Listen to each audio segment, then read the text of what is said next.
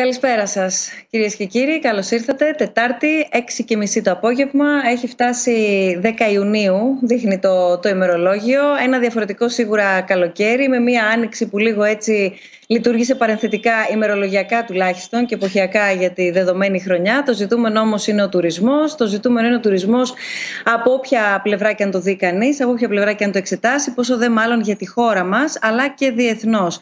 Αυτό το θέμα συζήτησης θα ανοίξουμε στη σημερινή μας διαδικτυακή συνάντηση. Όπως βλέπετε, μαζί μας είναι ήδη οι δύο εκ των τριών ομιλητών που θα έχουμε τη χαρά να αναπτύξουμε έναν, ελπίζω, ενδιαφέρον διάλογο γύρω από αυτό το δυσεπίλητο θέμα και τη δυσεπίλητη εξίσωση της διαχείρισης από τη μία της δημόσιας υγείας, αλλά ταυτόχρονα και του να σωθεί ό,τι γίνεται να σωθεί από τον ελληνικό τουρισμό, την κατά πολλούς βαριά βιομηχανία της χώρας, που σημαίνει βεβαίως το τι έσοδα θα καταφέρουν κυρίως οι επιχειρηματίες που δραστηριοποιούνται στο τομέα να περισσώσουν. Είναι ο καθηγητής, ο κύριος Μπούχαλης, μαζί μας και σας ευχαριστούμε πάρα πολύ, κύριε Μπούχαλη, καθηγητής στρατηγικής τουρισμού και τεχνολογίας στο Πανεπιστήμιο Bournemouth, και είναι και ο κύριος Βασιλικός, ο πρόεδρος του Ξενοδοχειακού Επιμελητηρίου Ελλάδος, για να μπορέσουμε να κάνουμε μία συζήτηση και να προσπαθήσουμε να επιχειρήσουμε ουσιαστικά να βάλουμε τα κυριότερα ερωτήματα, γιατί αν λέμε σε κάθε συνάντησή μας στους διαλόγους ότι σκοπός μας είναι να προκαλέσουμε περισσότερα ερωτήματα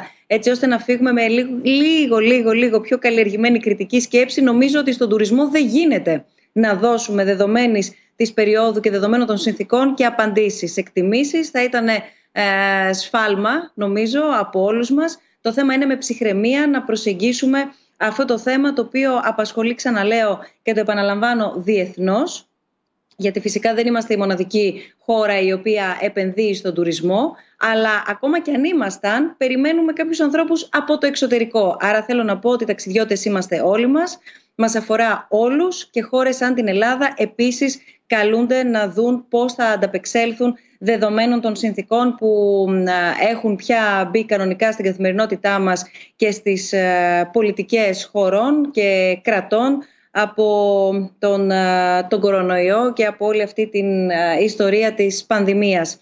Είναι η 32η διάλογη, λοιπόν. 2 φορές κάθε μήνα συναντιόμαστε και συζητάμε. Συζητάμε όχι, όπως ξέρετε, μόνο μαζί με τους προσκεκλημένους ομιλητές, αλλά και μαζί με εσάς, όλους όσοι μας παρακολουθείτε είτε από την Ελλάδα είτε από το εξωτερικό, μέσω του dialogues.snf.org, αλλά και μέσω του Facebook, από το account του SNF. Σας καλωσορίζουμε, λοιπόν, είτε μας ακούτε στα ελληνικά και μας παρακολουθείτε, είτε από το αγγλικό μας κανάλι. Περιμένουμε τις ερωτήσεις σας, περιμένουμε τις απορίες σας, περιμένουμε τις τοποθετήσεις σας. Ξέρουμε ότι και έχουμε δει ότι έχετε δηλώσει και από διαφορετικά σημεία της Ελλάδος συμμετοχή στη σημερινή μας συζήτηση, ακριβώς επειδή είστε και πάρα πολλοί επιχειρηματίες στον κλάδο του τουρισμού που μας παρακολουθείτε, οπότε θα είναι πολύτιμο όσο πιο νωρίς στη συζήτησή μας να μπουν τα δικά σας σχόλια, να μπείτε και εσείς δηλαδή οι ίδιοι ενεργά στα όσα θα συζητήσουμε μαζί με τους ομιλητές μας. Όπως πάντα, οι ερωτήσεις σας φαίνονται εδώ στο πεδίο των ερωτήσεων, snf.org/dialogues.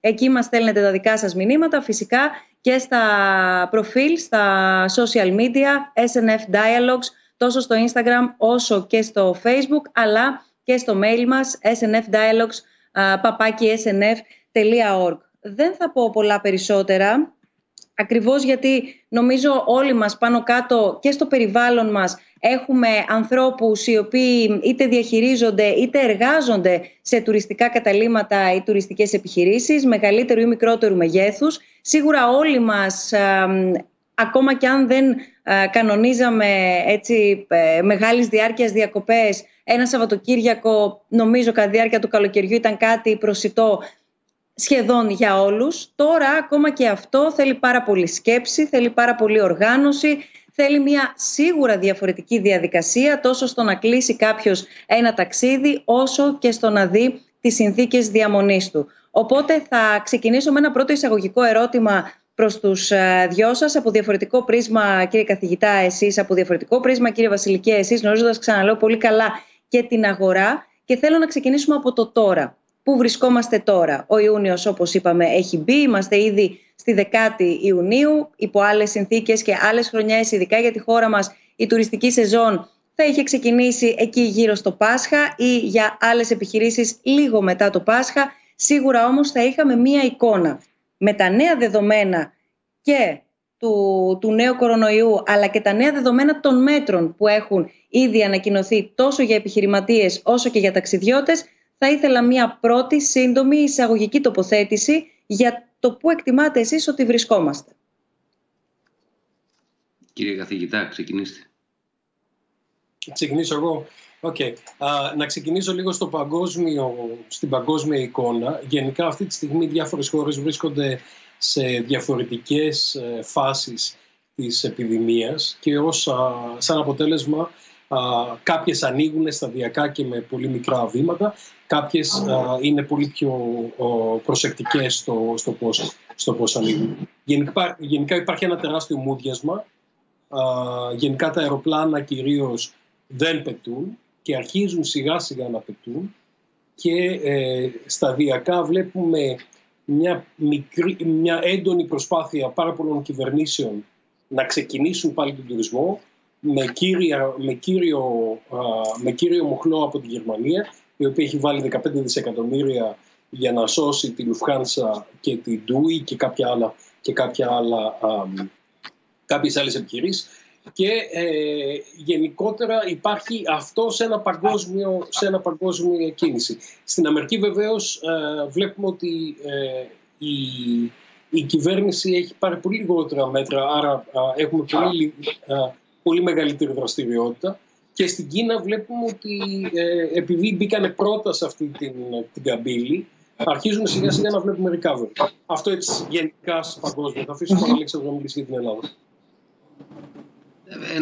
Ένα σχόλιο μόνο σε σχέση με αυτά που είπε ο κ. καθηγητής. Σίγουρα βλέπουμε ένα παγκόσμιο μούδιασμα. Μην ξεχνάμε ότι είναι η πρώτη φορά στη σύγχρονη ιστορία που βλέπουμε να παγώνουν οι πτήσεις παγκοσμίως. Αυτό έγινε, δεν μπορούσε κανείς να προβλέψει τέτοιου μεγέθους εξέλιξη και δεν μπορούσε ακόμα και μερικές εβδομάδες πριν, όχι γενικά δεν μπορούσε να το προβλέψει. Άρα λοιπόν είναι λογικό να υπάρχει ένα μούδιασμα. Είναι γενικό το μούδιασμα αυτό να μην επιτρέπει να γίνονται προβλέψεις, όπως είπατε πολύ σωστά, κυρία Μπουσδούκου, στην εισαγωγή σας, καθώς δεν ξέρουμε ακόμα καλά ποιες αεροπορικές θα επιβιώσουν, διότι ένα μεγάλο κομμάτι ξεκινάει του τουρισμού από τις αεροπορικές.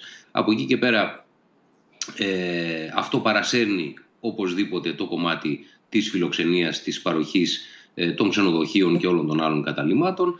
Οπότε αυτή τη στιγμή αυτό το παγκόσμιο μούδιασμα το νιώθουμε προφανώς και στην Ελλάδα, η οποία εξαρτάται κατά 80-85% από τις αεροπορικές αφήξεις, άρα εκ των πραγμάτων έχουμε μια πάρα πολύ μεγάλη εξάρτηση. Επιπλέον οι χώρες οι οποίες εντός εισαγωγικών προμηθεύουν, είναι οι χώρες πηγή, οι κύριες χώρες από τις οποίες προέρχονται οι τουρίστες στη χώρα μας, τυχαίνει να είναι και οι χώρες οι οποίες είχαν το μεγαλύτερο πρόβλημα στην έξαρση του COVID-19. Άρα λοιπόν δεν έχουμε και το αβαντάζ του οδικού τουρισμού που μπορεί να υπάρχει σε άλλες χώρες πιο κοντινές στην κεντρική Ευρώπη, γιατί και αυτό παίζει ένα πάρα πολύ μεγάλο ρόλο στη συμπεριφορά του καταναλωτή, η δυνατότητα δηλαδή να μετακινείται με το αυτοκίνητό του. Εμάς αυτό αφορά συγκεκριμένες αγορές, τις οποίες θα προσπαθήσουμε να κεφαλαιοποιήσουμε, αλλά σε καμία των περιπτώσεων δεν είναι οι αγορές οι οποίες μπορούν να κάνουν τη διαφορά ιστορικά για την ελληνική αγορά. Άρα τα πράγματα είναι δύσκολα. Δεν νομίζω ότι μπορεί φέτος να υπάρξει κάποια αναμονή ιδιαίτερη για τα αποτελέσματα της φετινής σεζόν. Αυτό που μπορούμε με σιγουριά να πούμε είναι ότι δεν θα έχει καμία απολύτως σχέση ο τουρισμός φέτος με αυτό το οποίο βιώσαμε τα τελευταία χρόνια, όσα χρόνια πίσω κι αν πάμε. Είναι μια χρονιά στην οποία οφείλουμε να συντηρήσουμε μια εξαιρετική εικόνα ως χώρα, την οποία κατακτήσαμε, και το λέω διότι είχαμε πολλά χρόνια να είμαστε ως χώρα πρωτοσέλιδο για καλούς λόγους. Αυτό έχουμε ευθύνη να το συντηρήσουμε μέσα στην τουριστική σεζόν. Γι' αυτό και οι ίδιοι οι ξενοδόχοι ζητήσαμε επίμονα και συνεργαστήκαμε προκειμένου να υπάρχουν πρωτόκολλα και να συνεχίσουμε να δουλεύουμε πάνω σε αυτά ακόμα και αυτή τη στιγμή που μιλάμε, προκειμένου να κτίσουμε το restart από το 2021. Δεν υπάρχει κάτι άλλο το οποίο μπορούμε να περιμένουμε φέτος.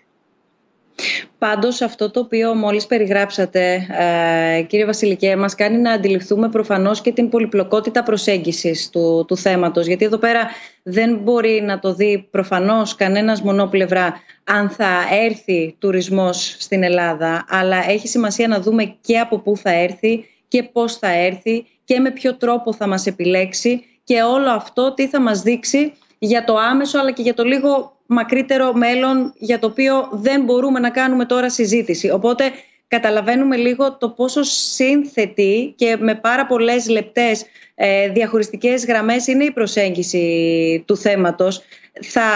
Θα το πάω ένα βήμα πίσω. Σε μία από τις συζητήσεις που είχαμε τις προηγούμενες ημέρες όλοι μαζί, εν ώψη της σημερινής μας συζήτησης, είχατε επισημάνει, κύριε Μπούχαλη, χωρίζοντας, αν θέλετε, σε χρονικές φάσεις, σε χρονικές περιόδους, έτσι, μετά το lockdown και την έναρξη, έστω και τώρα, της τουριστικής περίοδου, ότι με κάποιο τρόπο πρέπει να εξασφαλίσουμε ότι πρωτίστως είμαστε ζωντανοί. Ότι δηλαδή ο ασθενής ζει. Σωστά. Σωστά. Καταρχάς νομίζω ότι επιστημονικά όταν βλέπουμε τον τουρισμό το βλέπουμε σε τρία διαφορετικά πεδία. Είναι η περιοχή από την οποία ξεκινάει ο τουρίστας, από εκεί που μένει δηλαδή.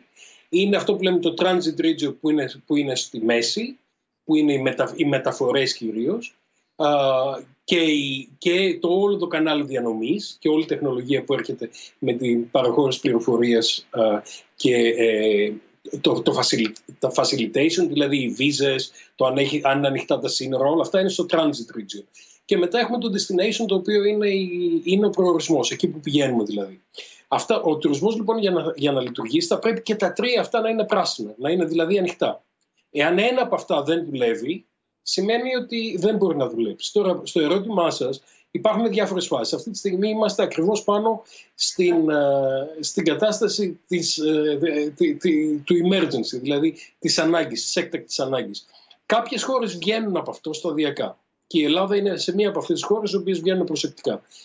Το επόμενο στάδιο θα είναι όταν έχουμε μικρή μεταδοτικότητα του ιού, και το επόμενο στάδιο θα είναι όταν θα έχουμε το φάρμακο για τον ιό. Και ουσιαστικά θα μπορούμε να είμαστε απελευθερωμένοι από τον ιό όταν έχουμε το εμβόλιο. Το εμβόλιο το περιμένουμε στις 12 με 18 μήνες. Μέχρι να παραχθεί μαζικά και να το δώσουμε, να το πάρει όλος ο κόσμος, θα πάρει αρκετό καιρό. Νομίζω ότι αυτά τα δύο σχήματα είναι πολύ σημαντικά όταν βλέπουμε και μελετάμε τον τουρισμό επιστημονικά. Δηλαδή οι τρεις περιοχές και οι τρεις φάσεις που βλέπουμε μετά. Επανερχόμενοι σε αυτό που είπε ο κύριος Βασιλικός για την παρούσα φάση, για να δούμε λίγο έτσι ακριβώς όπως μας χωρίσατε, κύριε Μπούχαλη, τις φάσεις της διαδικασίας αλλά και τις φάσεις της διαδικασίας του ταξιδιού, γιατί πρέπει να έχουμε και τα δύο χρονοδιαγράμματα, τέλος πάντων, αν μπορώ να το πω έτσι. Γιατί η κάθε φάση έχει τη δική της προφανώς συνάρτηση με την επόμενη ή την προηγούμενη, αλλά και μεταξύ τους διαφορετική αλληλεπίδραση. Ο κ. Βασιλικός ανέφερε νωρίτερα το πώς μπορεί να κεφαλαιοποιηθεί η καλή μέχρι στιγμής πορεία της Ελλάδας ως προς το πρώτο κύμα, την πρώτη φάση, έτσι όπως την βιώσαμε της πανδημίας τους μόλις προηγούμενους μήνες. Το ερώτημα τώρα εδώ πέρα, κύριε Βασιλικέ, είναι και ως ένα βαθμό είναι ρητορικό, αλλά θα ήθελα να μας μεταφέρετε την αίσθηση όλων των επιχειρηματιών και την αίσθηση που και εσείς λαμβάνετε, γιατί πέφτει ένα πολύ μεγάλο μέρος του βάρους τώρα στις επιχειρήσεις στον τομέα του τουρισμού και το βάρος το δικό τους ως επιχείρηση, η κάθε επιχείρηση δηλαδή να ζυγίσει εάν, πώς και πότε μπορεί να ανοίξει, και από εκεί και πέρα το πώς θα μπορέσει πρωτίστως, φαντάζομαι, να διαχειριστεί ένα πιθανό κρούσμα ή μια πιθανή, σίγουρα πρωτόγνωρη όμως κατάσταση υγειονομικού πια περιεχομένου, και ταυτόχρονα να εξασφαλίσει και τον όσο πιο νομαλό τρόπο λειτουργίας της ως επιχείρηση, ως προς τη βιωσιμότητά της δηλαδή. Ναι. Βάλατε πολλά και υπάρχουν και πολλά περισσότερα ακόμα. Και πολύ είναι τα δύο βασικά όμως, αν δεν κάνω λάθος. Τα δύο βασικά δηλαδή για έναν μέσο επιχειρηματία να δει αυτή τη στιγμή πώς και αν θα μπορέσει να ανοίξει την επιχείρησή του χωρίς να υπάρξει κίνδυνος για τους εργαζόμενους αλλά και για τους φιλοξενούμενους, και από την άλλη να δει πώς μπορεί και να επιβιώσει ως επιχείρηση. Ναι, και περιγράφεται σε μικρογραφία αυτό το οποίο είπατε εισαγωγικά σε όλο τον πλανήτη τώρα, και βλέπουμε πολλές διαφορετικές προσεγγίσεις ανά χώρα, βλέπουμε πολλές προσεγγίσεις διαφορετικές ακόμα και ανά state στην Αμερική. Υπάρχει η προσπάθεια αυτή να βρεθεί ισορροπία μεταξύ δημόσιας υγείας και οικονομίας. Είναι προφανές ότι δεν υπάρχει ζυγαριά στην οποία να μπορείς να βάλεις την ανθρώπινη ζωή και το χρήμα ή την οικονομία. Άρα είναι δύο διαφορετικά πράγματα. Είναι δύο διαφορετικά πράγματα όμως τα οποία πρέπει να συμβιώσουν. Άρα αυτό το οποίο περιγράφεται σε επίπεδο ξενοδόχου, και να πω εδώ ότι το ελληνικό ξενοδοχείο έχει μέσο όρο 42 δωμάτια. Αυτό είναι το ελληνικό ξενοδοχείο. Είναι η μικρή οικογενειακή επιχείρηση. Μην έχουμε στο μυαλό μας μεγάλες δομημένες ξενοδοχειακές μονάδες των 500 δωματίων. Το ελληνικό ξενοδοχείο είναι 42 δωμάτια. Αυτός λοιπόν ο συνάδελφος πρέπει να πάρει μια πάρα πολύ σοβαρή απόφαση, η οποία είναι αυτό που είπατε, είναι η μικρογραφία αυτού του παγκόσμιου διαλόγου που γίνεται σήμερα. Πώς θα εξασφαλίσω ότι θα είμαι εγώ και οι εργαζόμενοι στο ξενοδοχείο ασφαλείς από άποψη υγείας, και κατά δεύτερον αυτό να το ισορροπήσω με μια χρονιά στην οποία δεν έχω αυτή τη στιγμή κανένα δεδομένο από όσα έχω συνήθως στα χέρια μου, όχι τον Φεβρουάριο ή τον Μάρτιο.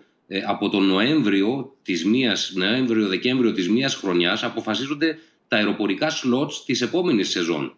Άρα πριν τα Χριστούγεννα έχεις ήδη μια εικόνα του πού πάει η επόμενη σεζόν.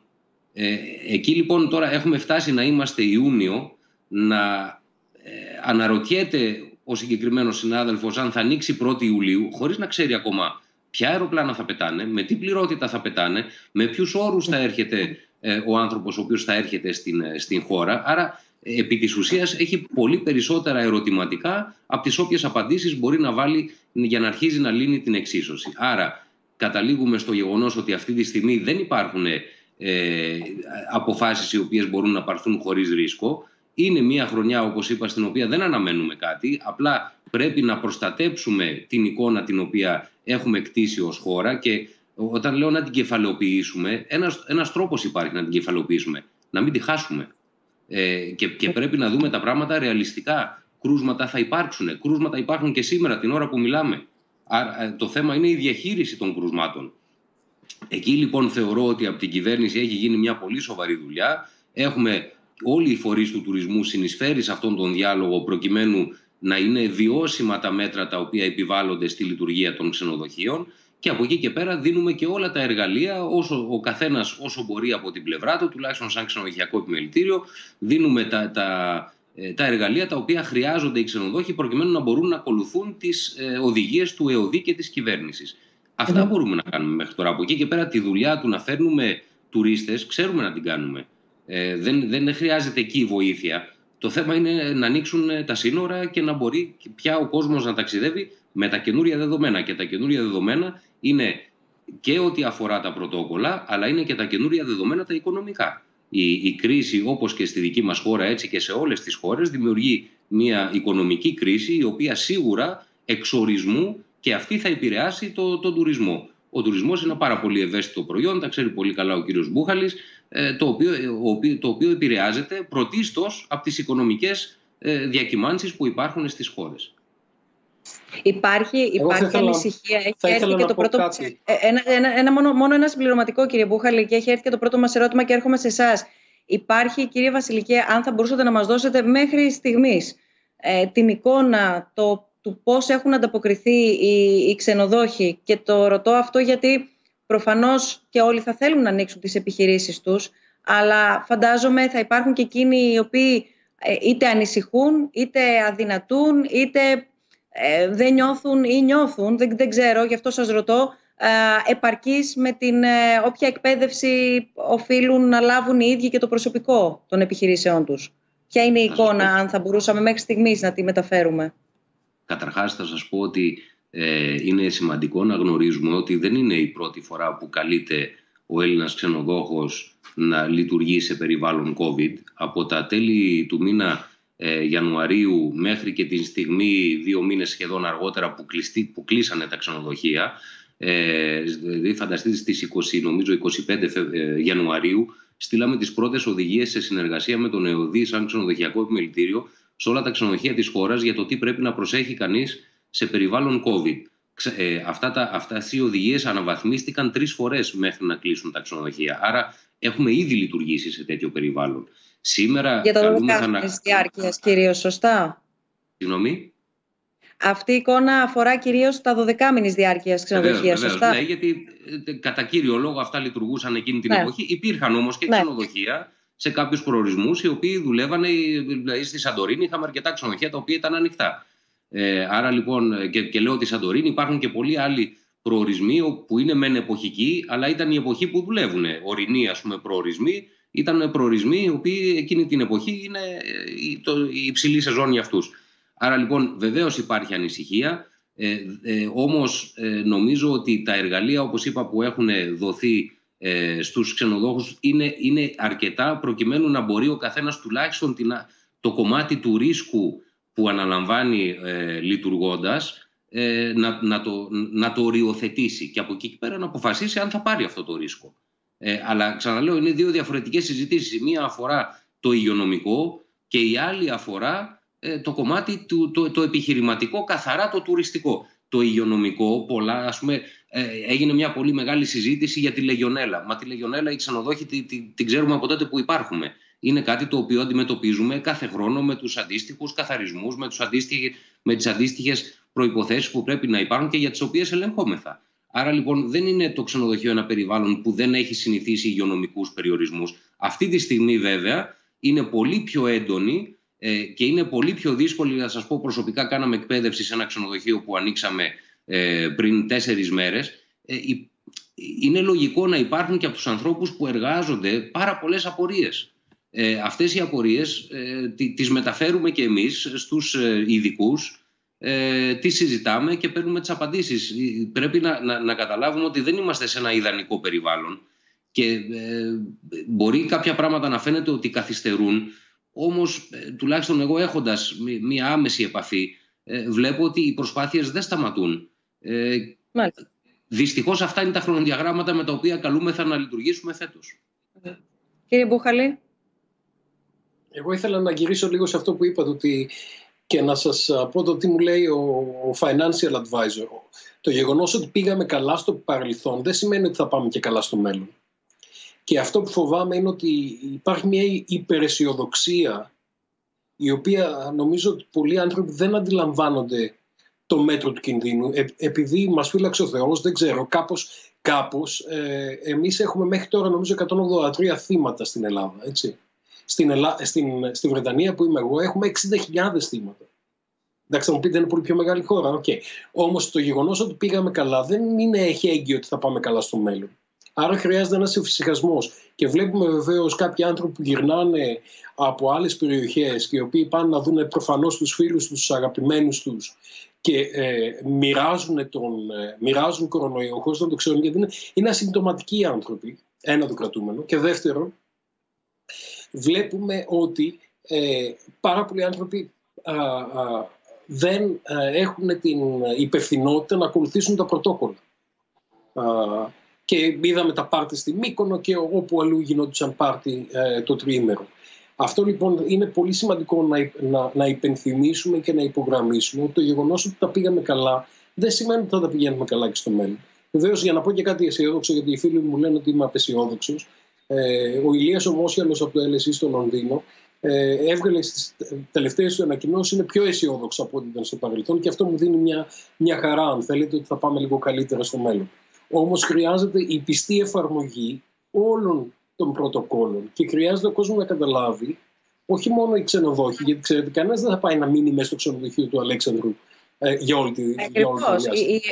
Η ευθύνη και το πρωτόκολλο πρέπει να τηρείται σε πολλά επίπεδα, δηλαδή από το ατομικό, αρχής γενομένης, και εν συνεχεία το συλλογικό, έτσι όπως... Ναι. Έτσι. Και αυτό νομίζω θα είναι το πιο σημαντικό από όλα για φέτος.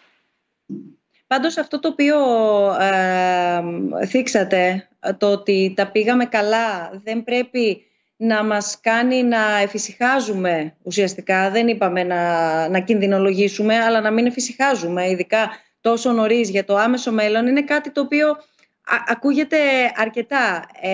Και ένα ερώτημα που μας έχει έρθει στο Facebook, το διαβάζω, λέει: πίεσε κάποιος επίσημος φορέας στην κυβέρνηση να δει πιο σοβαρά τους όρους ανοίγματος συνόρων, ώστε να μην φτάσουμε τόσο σύντομα να μιλάμε για πιθανό ενδεχόμενο να φτάσουμε σε δεύτερο lockdown? Τώρα, εδώ προκύπτουν 2-3 ερωτήματα μέσα από το συγκεκριμένο ερώτημα. Αν πρώτα απ' όλα είναι πιθανό, αν υπάρχει δηλαδή πάνω στο τραπέζι ένα σενάριο για ένα ενδεχόμενο επόμενο lockdown, αν υπάρχει ένας σχεδιασμός, το ακούμε ειδικά τις τελευταίες μέρες, για μικρές παράλληλες καραντίνες ή lockdown επιχειρήσεων ή γεωγραφικών περιοχών ή τμήματων, εν πάση περιπτώσει, που γεωγραφικά θα διαχωρίζονται, ή κάποιων σχολείων, είδαμε σήμερα. Αν υπάρχει ένας τέτοιου τύπου σχεδιασμός και εάν αυτός ο σχεδιασμός εκπονήθηκε και από ποιους, πέραν δηλαδή της κυβέρνησης προφανώς αυτής καθεαυτής, αν οι φορείς, οι ακαδημαϊκοί, αν εν πάση περιπτώσει όλοι οι καλά γνωρίζοντες μετήχατε σε αυτό. Να πάρω εγώ την κινδυνολογία και να αφήσω στον Αλέξανδρο το τι γίνεται με τους φορείς και την κυβέρνηση. Νομίζω ότι θα πρέπει να κινδυνολογούμε. Και θα πρέπει να κινδυνολογούμε διότι τα δεδομένα αλλάζουν.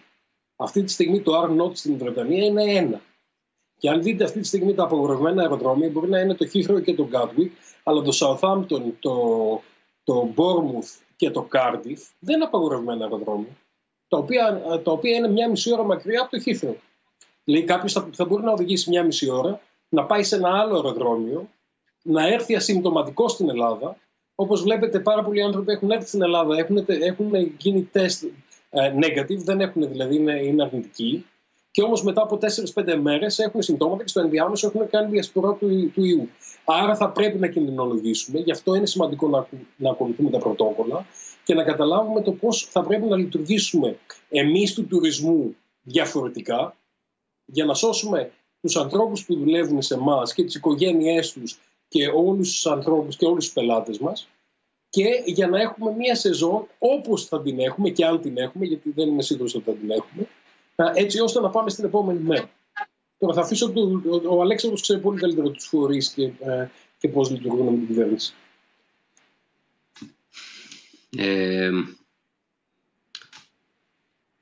Να πω ένα μικρό σχόλιο πάνω σε αυτό το οποίο υπόθηκε στην αρχή. Τα μέτρα προσωπικής υγιεινής ή τα πρωτόκολλα δεν γνωρίζουν εθνικότητες. Ή τηρούμε ή δεν τηρούμε τα πρωτόκολλα. Είναι τόσο απλό. Οπότε κίνδυνος διασποράς και έξαρσης υπάρχει και πριν ανοίξουν τα σύνορα.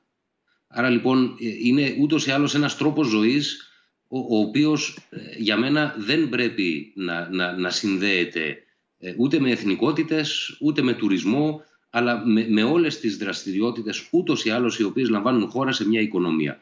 Από εκεί και πέρα, όσον αφορά την ερώτηση η οποία τέθηκε, καταρχάς ερωτήσεις που ξεκινάνε με προβλέψεις, λίγο τις φοβάμαι τέτοια εποχή, αλλά θα μείνω στην πίεση και όχι στην πρόβλεψη. Δεν είμαστε γαλατικό χωριό η Ελλάδα για να παίρνουμε μονομερείς αποφάσεις. Οι αποφάσεις οι οποίες παίρνονται όσον αφορά το άνοιγμα των συνόρων προφανώς ξεκινάνε από τις κυβερνητικές αποφάσεις και γραμμές. Υπάρχουν όμως και διπλωματικές σχέσεις, ανήκουμε στην Ευρώπη, υπάρχουν διμερείς συμφωνίες, υπάρχουν πρωτόκολλα τα οποία συζητιούνται, είτε καταλήγουν είτε δεν καταλήγουν σε ευρωπαϊκό επίπεδο, αλλά δεν είμαστε μόνοι. Δηλαδή δεν είναι θέμα επειδή θα πιέσει ένας φορέας ή 2 ή 3 φορείς την κυβέρνηση, τότε η απόφαση της κυβέρνησης θα είναι αυτή που θα είναι. Δεν είμαστε μόνοι μας, υπάρχουν και άλλοι. Νομίζω ότι οι ισορροπίες οι οποίες πρέπει να κρατηθούν, και αυτό αν μη τι άλλο η Ευρώπη το έχει αποδείξει ότι κρατάει τις σωστές ισορροπίες, αυτό βέβαια θα το κρίνουν οι ιστορικοί του μέλλοντος. Αλλά αυτή τη στιγμή, όπως είναι και ο τίτλος της συζήτησης σήμερα, είμαστε σε αχαρτογράφητα νερά. Αποφάσεις παίρνονται πάντα με πάρα πολύ μεγάλο ρίσκο, δυστυχώς. είδαμε εδώ πέρα και θέλω να βάλουμε στη συζήτησή μας και την κυρία Ζούνη που είναι μαζί μας, να την καλωσορίσουμε. Η Γεωργία Ζούνη είναι διδάσκουσα τμήματος τουριστικών σπουδών του Πανεπιστημίου Κυριακός. Καλησπέρα σας κυρία Ζούνη και ευχαριστούμε πολύ και εσάς που είστε σήμερα μαζί μας. Αυτό που ήθελα να ρωτήσω είναι το εξής. Η εικόνα της Ελλάδας ήταν μέχρι στιγμής καλή, δεν επαναλαμβάνω, τα είπαμε και νωρίτερα, τα ανέφερε και ο κύριος Μπούχαλης. Από την άλλη, μετά, όταν σιγά σιγά μπαίναμε στην επόμενη φάση της πρώτης χαλάρωσης των μέτρων και σιγά σιγά στη συζήτηση επανεκκίνησης του τουρισμού και έναρξης της τουριστικής περίοδου, είδαμε και την προσπάθεια από την πλευρά της Ελλάδας να γίνει ελκυστική, να γίνει ακόμα περισσότερο ελκυστική, κυρίως στην υπόλοιπη Ευρώπη και στους, αν θέλετε, στις χώρες που παραδοσιακά έρχονται τουρίστες, όπως είναι η Γερμανία που αναφέρατε κύριε Βασιλικέ, όπως είναι η Βρετανία, όπως είναι η Ιταλία. Ιταλία, Βρετανία, χώρες με πάρα πολύ υψηλό αριθμό θανάτων, κρουσμάτων και ούτω καθεξής. Παρόλα αυτά αποτελούν στόχο, καταλαμβάνουν ένα πολύ μεγάλο κομμάτι της τουριστικής πίτας παραδοσιακά. Αυτό που ήθελα να ρωτήσω είναι το εξής. Από τη μία είδαμε και βλέπουμε μία προσπάθεια από την Ελλάδα να διασφαλίσει και να επικοινωνήσει ότι η Ελλάδα αποτελεί έναν ασφαλή, για τα δεδομένα πάντα, τουριστικό προορισμό. Από την άλλη όμως είναι ευδιάκριτη και μία διστακτικότητα βάσει των πολιτικών που ακολουθούνται από τις αντίστοιχες χώρες στο να φύγουν είτε οι Γερμανοί είτε οι Ιταλοί προκειμένου να ταξιδέψουν. Και βλέπουμε εδώ πέρα να μην εκφράζεται αυτό επίσημα και σε διπλωματικό επίπεδο, βέβαια αυτό θα οδηγούσε σε άλλα μονοπάτια, αλλά βλέπουμε κίνητρα τα οποία δίνονται από αυτές τις χώρες έτσι ώστε να ενισχυθεί ο δικός τους εσωτερικός τουρισμός. Είναι αυτός ένας επίσης παράγοντας που δυσκολεύει ακόμα περισσότερο την κατάσταση? Υπάρχει πρώτα απ' όλα αυτή η εικόνα, την επιβεβαιώνετε από τη δική σας πλευρά που είστε και ο πλέον αρμόδιος να απαντήσει? Και κύριε Μπούχαλη, γνωρίζοντας και το διεθνές στερέωμα. Σε ποιον αναφέρεστε? Κοιτάξτε, να ξεκινήσω εγώ. Στον Μπόρμουντ, για παράδειγμα, έχουμε 200 εστιατόρια, τα οποία αυτή τη στιγμή είναι κλειστά για πάνω από 6 μήνες. Όπως καταλαβαίνετε, η Βρετανική κυβέρνηση είναι υπεύθυνη να φροντίσει το employability, την απασχόληση αυτών των ανθρώπων και αυτούς τους επιχειρηματίες. Έχουν πάνω από 100 ξενοδοχεία τα οποία είναι κλειστά. Όπως καταλαβαίνετε, λοιπόν, η κάθε κυβέρνηση θα προσπαθήσει να κάνει αυτό που κάνει και η ελληνική κυβέρνηση, η οποία είναι να προάγει τον εσωτερικό τουρισμό, έτσι ώστε για να κρατήσει το συνάλλαγμα μέσα και να δώσει απασχόληση στους δικούς τους ανθρώπους. Και αυτό είναι λογικότατο, γιατί και θα πρέπει να το κάνει. Και όλες οι κυβερνήσεις έχουν σε όλο τον κόσμο εσωτερικό τουρισμό, τον οποίο θα προσπαθήσουν να τον κρατήσουν φέτος και να μην έχουν διαρροή συναλλάγματος στο εξωτερικό. Θα συμφωνήσω με τον κύριο Μπούχαλη. Ρωτήθηκα, συγγνώμη κυρία Ζούνη, ρωτήθηκα προημερών ποιος θεωρώ ότι είναι ο μεγαλύτερος ανταγωνιστής μας, ποια χώρα είναι ο μεγαλύτερος ανταγωνιστής μας στην προσπάθεια τώρα ανάκαμψης του τουρισμού. Και η απάντησή μου ήταν ακριβώς αυτή, ο εσωτερικός τουρισμός και η οδική πρόσβαση των χωρών που συνήθως τροφοδοτούν τον ελληνικό τουρισμό. Αυτός είναι ο ανταγωνιστής μας. Η σιγουριά του ότι θα μπει στο αυτοκίνητό σου από την Γαλλία και θα πας στην Ελβετία, ή από τη Γαλλία στην Ισπανία, ή από τη Γαλλία στη Γαλλία. Αυτός είναι ο ανταγωνιστής μας φέτος. Δεν έχει να κάνει φέτος, δεν είναι price sensitive η αγορά.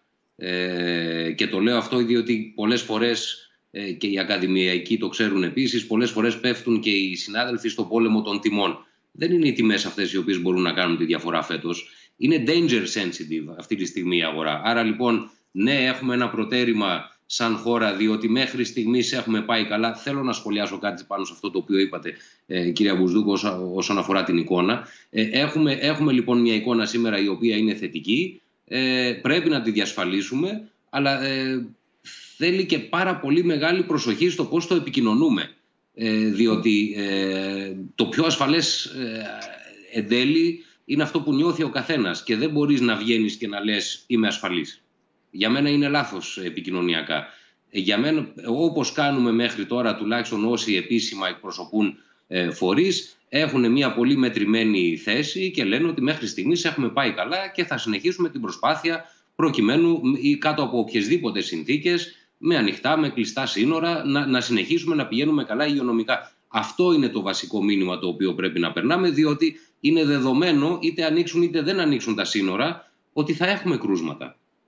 Άρα, και για να απαντήσω και το προηγούμενο ερώτημα, ναι, βεβαίως υπάρχει περίπτωση να ξαναγίνει lockdown, αλλά υπάρχει περίπτωση είτε ανοίξουν τα σύνορα είτε δεν ανοίξουν.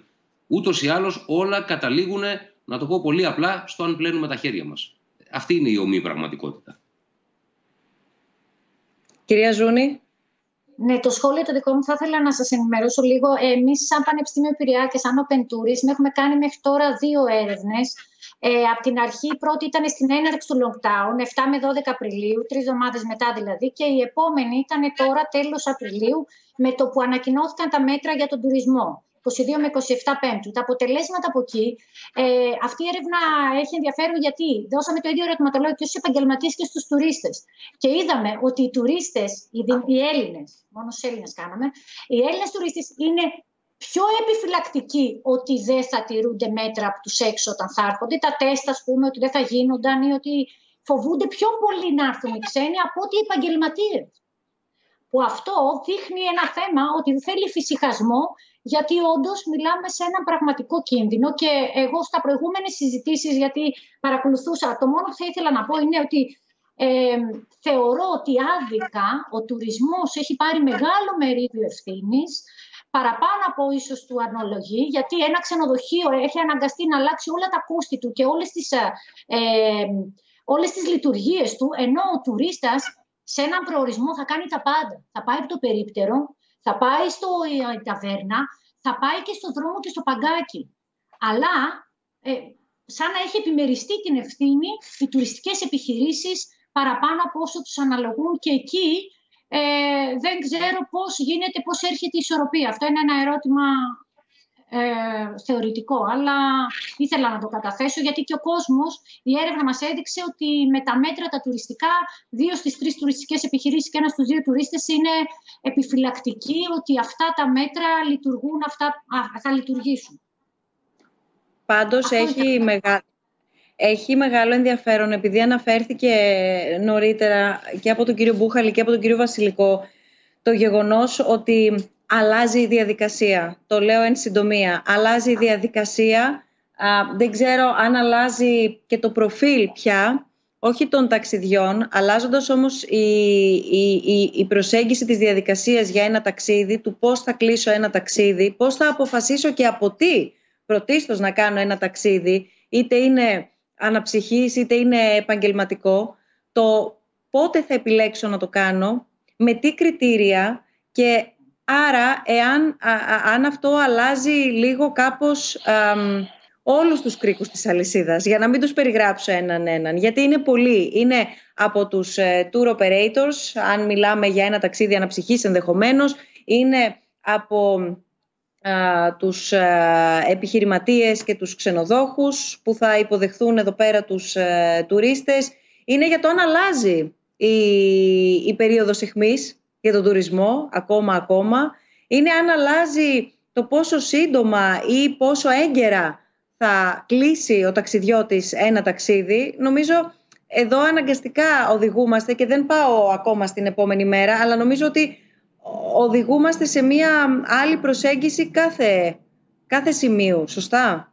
Ναι, αν επιτρέπετε να πω κάτι σε αυτό. Βέβαια. Το οποίο αναπτύσσεται. Υπάρχουν 2 διαφορετικά πράγματα. Το πρώτο είναι, όπως είπε πολύ σωστά ο κύριος Μπούχαλης προηγουμένως, ποια θα είναι η εξέλιξη η ιατρική. Και να το πω πολύ απλά, εάν σε ένα χρόνο από τώρα αγκαλιαζόμαστε και κάνουμε χειραψίες και φιλιόμαστε όπως παλιά, χωρίς να μας απασχολεί, γιατί έχουμε και την τάση, όχι ως Έλληνες, παγκοσμίως, να ξεχνάμε. Εάν τα πράγματα όντως υπάρξει ένα εμβόλιο ή...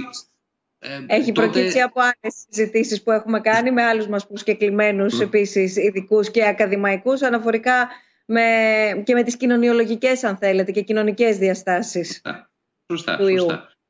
Άρα λοιπόν το πρώτο θα είναι αυτό, και αυτό θα οδηγήσει και το δεύτερο. Εάν δοθούν λύσεις επιστημονικές, είναι σίγουρο ότι πολύ πιο εύκολα θα μείνει βέβαια μια δυνητική αντίδραση. Δηλαδή, να το πω έτσι απλά, μόλις κάποιος θα φτερνίζεται στην Κίνα, αμέσως θα μαζεύονται τα συστήματα, θα λένε θα το κάνουμε το συνέδριο, μήπως πρέπει να δούμε αν θα ακυρωθεί. Αυτά τα αντανακλαστικά θα υπάρχουν πολύ πιο έντονα πια. Εάν λοιπόν υπάρχει όμως ένα εμβόλιο, πιστεύω ότι πολύ πιο γρήγορα θα επανέλθουμε σε μια κανονικότητα η οποία μπορεί εν τέλει να μην είναι και έτη φωτός μακριά από αυτό το οποίο βιώναμε μέχρι και πριν κάποιους μήνες. Όμως αυτό το οποίο είναι σίγουρο ότι θα προκαλέσει ο COVID, είτε βρεθεί είτε δεν βρεθεί άμεσα ένα εμβόλιο, μια ιατρική λύση, ένα φάρμακο, είναι ότι θα λειτουργήσει ως επιταχυντής για τάσεις οι οποίες ούτως ή άλλως υπήρχαν και φαινόντουσαν ότι θα αλλάζανε τον τρόπο με τον οποίο ο κόσμος κάνει τουρισμό.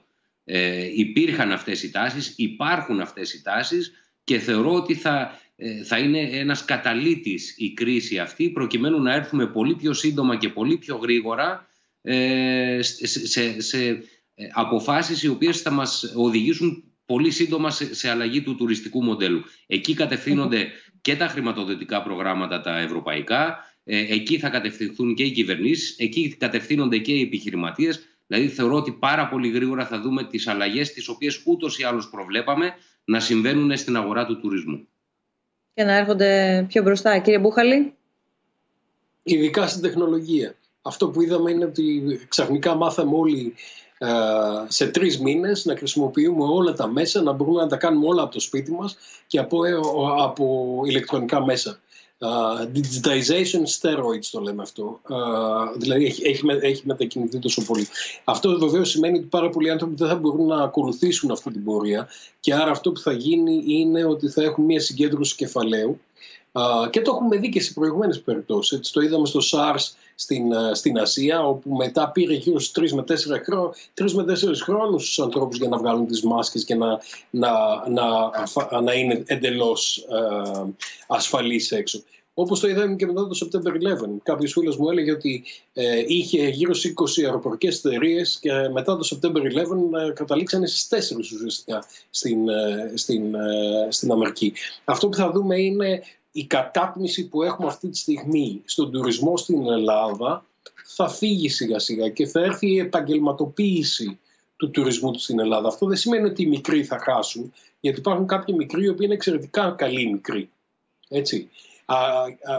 Όμως είναι σίγουρο ότι θα έχουμε μια μεγαλύτερη συγκέντρωση κεφαλαίου ή αν δεν είναι του κεφαλαίου θα είναι της μορφής λήψης αποφάσεων σε λιγότερους ανθρώπους οι οποίοι θα είναι πολύ πιο αποτελεσματικοί, θα είναι πολύ πιο επαγγελματίες και θα αντιλαμβάνονται το πώς θα πρέπει να διαχειριστούν αυτά τα πράγματα σε πολύ καλύτερο χρόνο. Αυτό λοιπόν είναι μια στρατηγική αντιμετώπιση είναι μια στρατηγική επίπτωση του COVID, την οποία θα τη δούμε σε ένα δεύτερο χρόνο, όταν έχουμε φύγει από το emergency stage, να έχουμε κάνει reignite, δηλαδή να έχουμε ξαναξεκινήσει τον τουρισμό, γιατί ξέρετε ο τουρισμός είναι λιγάκι πολύπλοκο πράγμα. Και πολλοί άνθρωποι στην Ελλάδα ειδικά δεν το καταλαβαίνουν. Ο τουρισμός, ο εποχιακός, εάν δεν κάνουμε τη σεζόν, αφήνουμε πάρα πολλές επιχειρήσεις, ειδικά στα νησιά και στην περιφέρεια, 18 μήνες χωρίς εισόδημα. Εάν on top of that, αν παραπάνω από αυτό βάλουμε και αυτούς που είχαν χάσει το εισόδημά τους από την Thomas Cook, πάμε γύρω στους 25 με 30 μήνες χωρίς εισόδημα. Αυτό είναι καταστροφικό. Γι' αυτό λοιπόν εγώ επικεντρώνομαι σε αυτή τη φάση να ανοίξουμε όπως ανοίξουμε. Αυτοί που θα αποφασίσουν να ανοίξουν με βάση τα οικονομικά του στοιχεία, αλλά και ξέρετε κάτι, είναι και πάρα πολλά πράγματα τα οποία είναι οικογενειακά στοιχεία, είναι το πώς τρέχουν. Δηλαδή, αν κάποιος τρέχει μια ταβέρνα με την οικογένειά του, θα είναι δύσκολο να την ανοίξει, εάν είναι η μητέρα του στις ειδικές ομάδες, ευπαθείς ομάδες. Αυτό που λέτε έχει πολύ μεγάλο ενδιαφέρον και έχετε χωρίσει μάλιστα και τις κατηγορίες, αν το θυμάμαι σωστά, στους αισιόδοξους, απαισιόδοξους και πραγματιστές. Και θα ήθελα να μας τις εξηγήσετε, αν έχετε την καλοσύνη, αυτές τις κατηγορίες, γιατί νομίζω ότι αρκετοί από όσους μας παρακολουθούν και παρακολουθούν τη συζήτησή μας και έχουν έρθει και μηνύματα, θα τα ξαναδούμε, παρακαλώ πολύ, θα βρουν σημείο ταύτισης, γι' αυτό το λέω. Κοιτάξτε, εγώ χαρακτηρίστηκα απεσιόδοξο πολύ νωρίς. Ήμουνα στην Ελλάδα με τη μητέρα μου στο νοσοκομείο και μάλιστα στις 17 Φεβρουαρίου συναντηθήκαμε με τον Αλέξανδρο όταν ήρθε ο Γενικός Γραμματέας του Διεθνούς Οργανισμού Τουρισμού. Και είχαμε την πρώτη κουβέντα με τον Αλέξανδρο στις 17 Φεβρουαρίου. Μαύρες εκτιμήσεις. Δεν έχει κάνει μαύρες. Ξεκίνησε πολύ αισιόδοξος και όσο πάει γίνεται πραγματιστής. Επειδή είναι και φίλος ο Ζούραμπ, ξεκίνησε πολύ αισιόδοξα. Μόνο και μόνο για να το εξηγήσω αυτό. Ισχύει αυτό το 70% που έχει προβλέψει της μείωσης της τουριστικής δραστηριότητας? Ναι, νομίζω ότι ισχύει, αλλά δεν έχει σημασία. Γιατί στη Ζάκυνθο θα είναι 95% η μείωση. Ενώ στη Ρόδο μπορεί να είναι 60%. Εξαρτάται τις αγορές σου. Πάμε τα τρία πράγματα πάλι, έτσι. Φέρατε δύο νησιά. Όσο πιο πολύ το μικρέν κάνει zoom in, το ένα ξενοδοχείο μπορεί να έχει 100%, το άλλο 50%, δηλαδή αυτό δεν τελειώνει. Είπα τη Ζάκυνθο γιατί η Ζάκυνθος είναι βρετανικό νησί ουσιαστικά. Δηλαδή είναι το πάρα πολύ μεγάλο κομμάτι των ανθρώπων είναι από τη Βρετανία. Έτσι. Η Κέρκυρα έχει άλλες αγορές. Λοιπόν, θα πρέπει να δούμε κατά αγορές. Λοιπόν, εγώ είπα ότι οι αισιόδοξοι ήταν οι άνθρωποι οι οποίοι ακολουθούσαν την κυβέρνηση, οι άνθρωποι οι οποίοι ήταν πάρα πολύ χρεωμένοι και οι άνθρωποι οι οποίοι πουλούσαν marketing υπηρεσίες ή πιστοποίηση. Απεσιόδοξοι ήταν αυτοί οι οποίοι ήταν σε ευπαθείς ομάδες, αυτοί που δεν είχαν χρέη και αυτοί που βλέπαν τα πράγματα με ένα κοινωνικό μοντέλο, συν η αντιπολίτευση. Αυτό είναι λίγο στο πολιτικό. Και υπήρχαν και κάποιοι πραγματιστές. Εγώ θεωρώ τον εαυτό μου πραγματιστή. Εγώ κλείστηκα μέσα στο control room και βλέπω όλες τις πληροφορίες που έρχονται από όλο τον κόσμο συνεχώς. Πρόβλεψα λοιπόν στις 17 Φεβρουαρίου που συναντηθήκαμε με τον Αλέξανδρο, του είπα ότι θα έχει πολύ σημαντικά πράγματα και του έδωσα τα πρωτόκολλα από το Χονγκ Κονγκ. Μετά στις 3 Μαρτίου έβαλα στο blog μου το brace και ξεκίνησα να φωνάζω στον κόσμο ότι θα πέσει το αεροπλάνο. 26 Μαρτίου έβαλα στο blog μου ότι δεν θα ανοίξουμε μέχρι 1η Ιουλίου και την Πρωτοαπριλιά έβαλα στο blog μου ότι δεν θα ανοίξουμε κανονικά, υπονοώντας ότι δεν θα έχουμε charter flights. Πάντα ελπίζοντας ότι θα διαψευστώ. Ακόμα δεν έχω διαψευστεί. Όμως υπάρχει μια κίνηση αυτή τη στιγμή από τη Γερμανία κυρίως και είναι οικονομική κίνηση διότι έχουν 15 δις άνοιγμα στον τουρισμό συγκεκριμένα και προσπαθούν να ανοίξουν με και τις επιχειρήσεις οι οποίες έχουν τα Rio Hotels, όλα αυτά που έχουν στους προορισμούς και κυρίως θα υποστηρίξουν αυτά τα ξενοδοχεία, να ξανανοίξει τον τουριστικό κύκλωμα. Λοιπόν, αυτή είναι μια πραγματική αντίληψη για μένα. Βλέπω ακόμα πολλούς ανθρώπους οι οποίοι είναι εξαιρετικά αισιόδοξοι, μετά όμως από λίγο καιρό όσο πάει η αισιοδοξία φεύγει και όσο πάμε και πιο πολύ ακούμε για το 2021 και ακούμε λιγότερο για το 2020. Κυρία Μπουχάλη, θα ξεχωρίζατε κάποια χώρα που μέχρι στιγμής θα μπορούσε να πει κάποιος ότι ακολουθεί μια στρατηγική πρότυπο ως προς αυτό το κομμάτι τουριστικά, δηλαδή διεθνώς, να ξεφύγουμε λίγο από την Ελλάδα, να πούμε ότι υπάρχει ένα παράδειγμα? Ναι. Οι ασιατικές χώρες που έχουν ξαναζήσει το SARS και έχουν ξαναζήσει τέτοιου είδους επιδημίες. Ταϊβάν, Χονγκ Κονγκ, Σιγκαπούρη, αν θέλει κανείς να δει πώς το διαμορφώνεις. Και επίσης και οι χώρες οι οποίες είναι νησιωτικές, δηλαδή η Νέα Ζηλανδία πήγε πάρα πολύ καλά.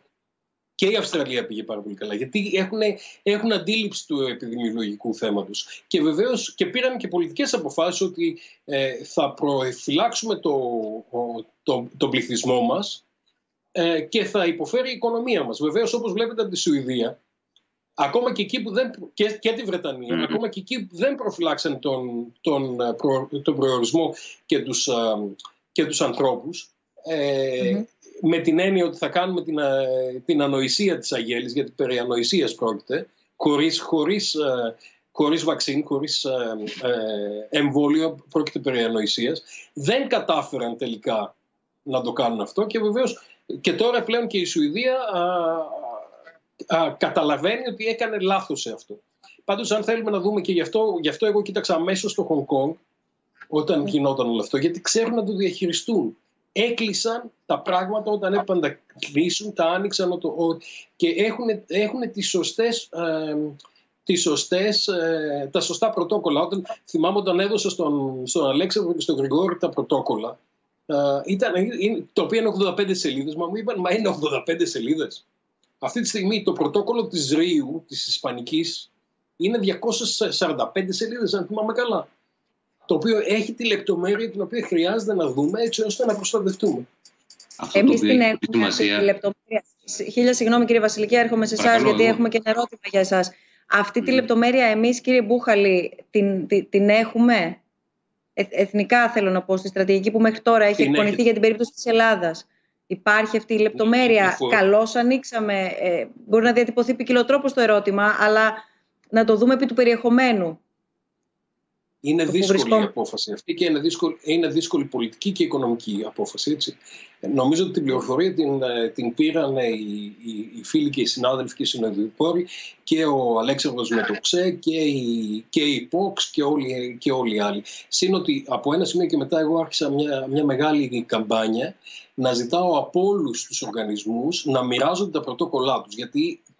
Γιατί δεν είναι ένας εναντίον των άλλων, δεν είναι ανταγωνιστικό, διότι ακόμα και κάποιος να έχει πολλά δωμάτια σε ένα χωριό στην Κό, για παράδειγμα, γιατί αυτό είναι πραγματικό παράδειγμα, που έχει κάποιος 5.000 κρεβάτια, αν υπάρχει κρούσμα σε ένα δύστερο ξενοδοχείο, το οποίο είναι πολύ μικρό, το οποίο δεν έχει καταλάβει μια καμαριέρα και δεν έχει κάνει κάτι καλά, θα κλείσει ο προορισμός.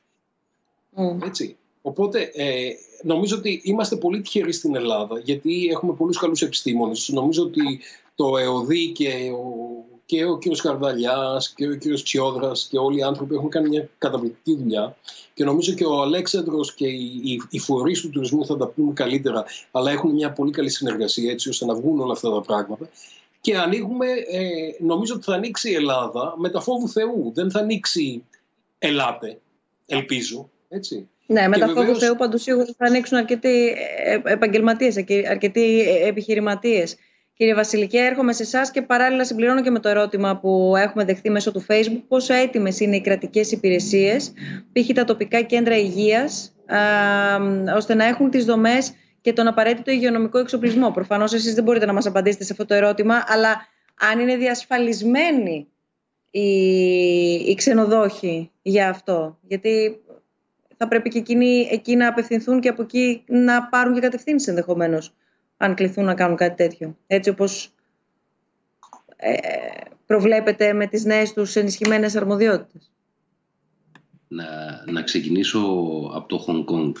Αυτό που μας έκανε τότε τρομερή εντύπωση σε αυτά που μας παρέδωσε ο κύριος Μπούχαλης ήταν η λεπτομέρεια στην οποία είχαν μπει, και όντως το γεγονός ότι υπήρχαν 85 σελίδες έδειξε και απέδειξε το γεγονός ότι είχαν ξαναβιώσει τέτοιες κρίσεις. Πράγμα το οποίο στην Ευρώπη πάντα υπήρξε μια πολύ μεγαλύτερη προφύλαξη και είχαμε περάσει τις διάφορες εξάρσεις κορονοϊών στο παρελθόν πολύ πιο ελαφριά από ότι αυτές οι χώρες, και κατ' επέκταση η Νέα Ζηλανδία, Αυστραλία, που είναι και προορισμοί τουριστικοί για τις ασιατικές χώρες, όπου και εκεί υπήρχε λοιπόν μια πολύ διαφορετική ετοιμότητα. Δηλαδή, όταν διαβάσαμε εμείς τον Φεβρουάριο, την ώρα που εμείς είχαμε στείλει, τώρα είναι λάθος να το μετράμε σε σελίδες, αλλά αντίστοιχα εμείς είχαμε στείλει 10 σελίδες, ας πούμε, στα μέλη μας, ότι προσέξτε αν δείτε αυτά τα συμπτώματα κτλ.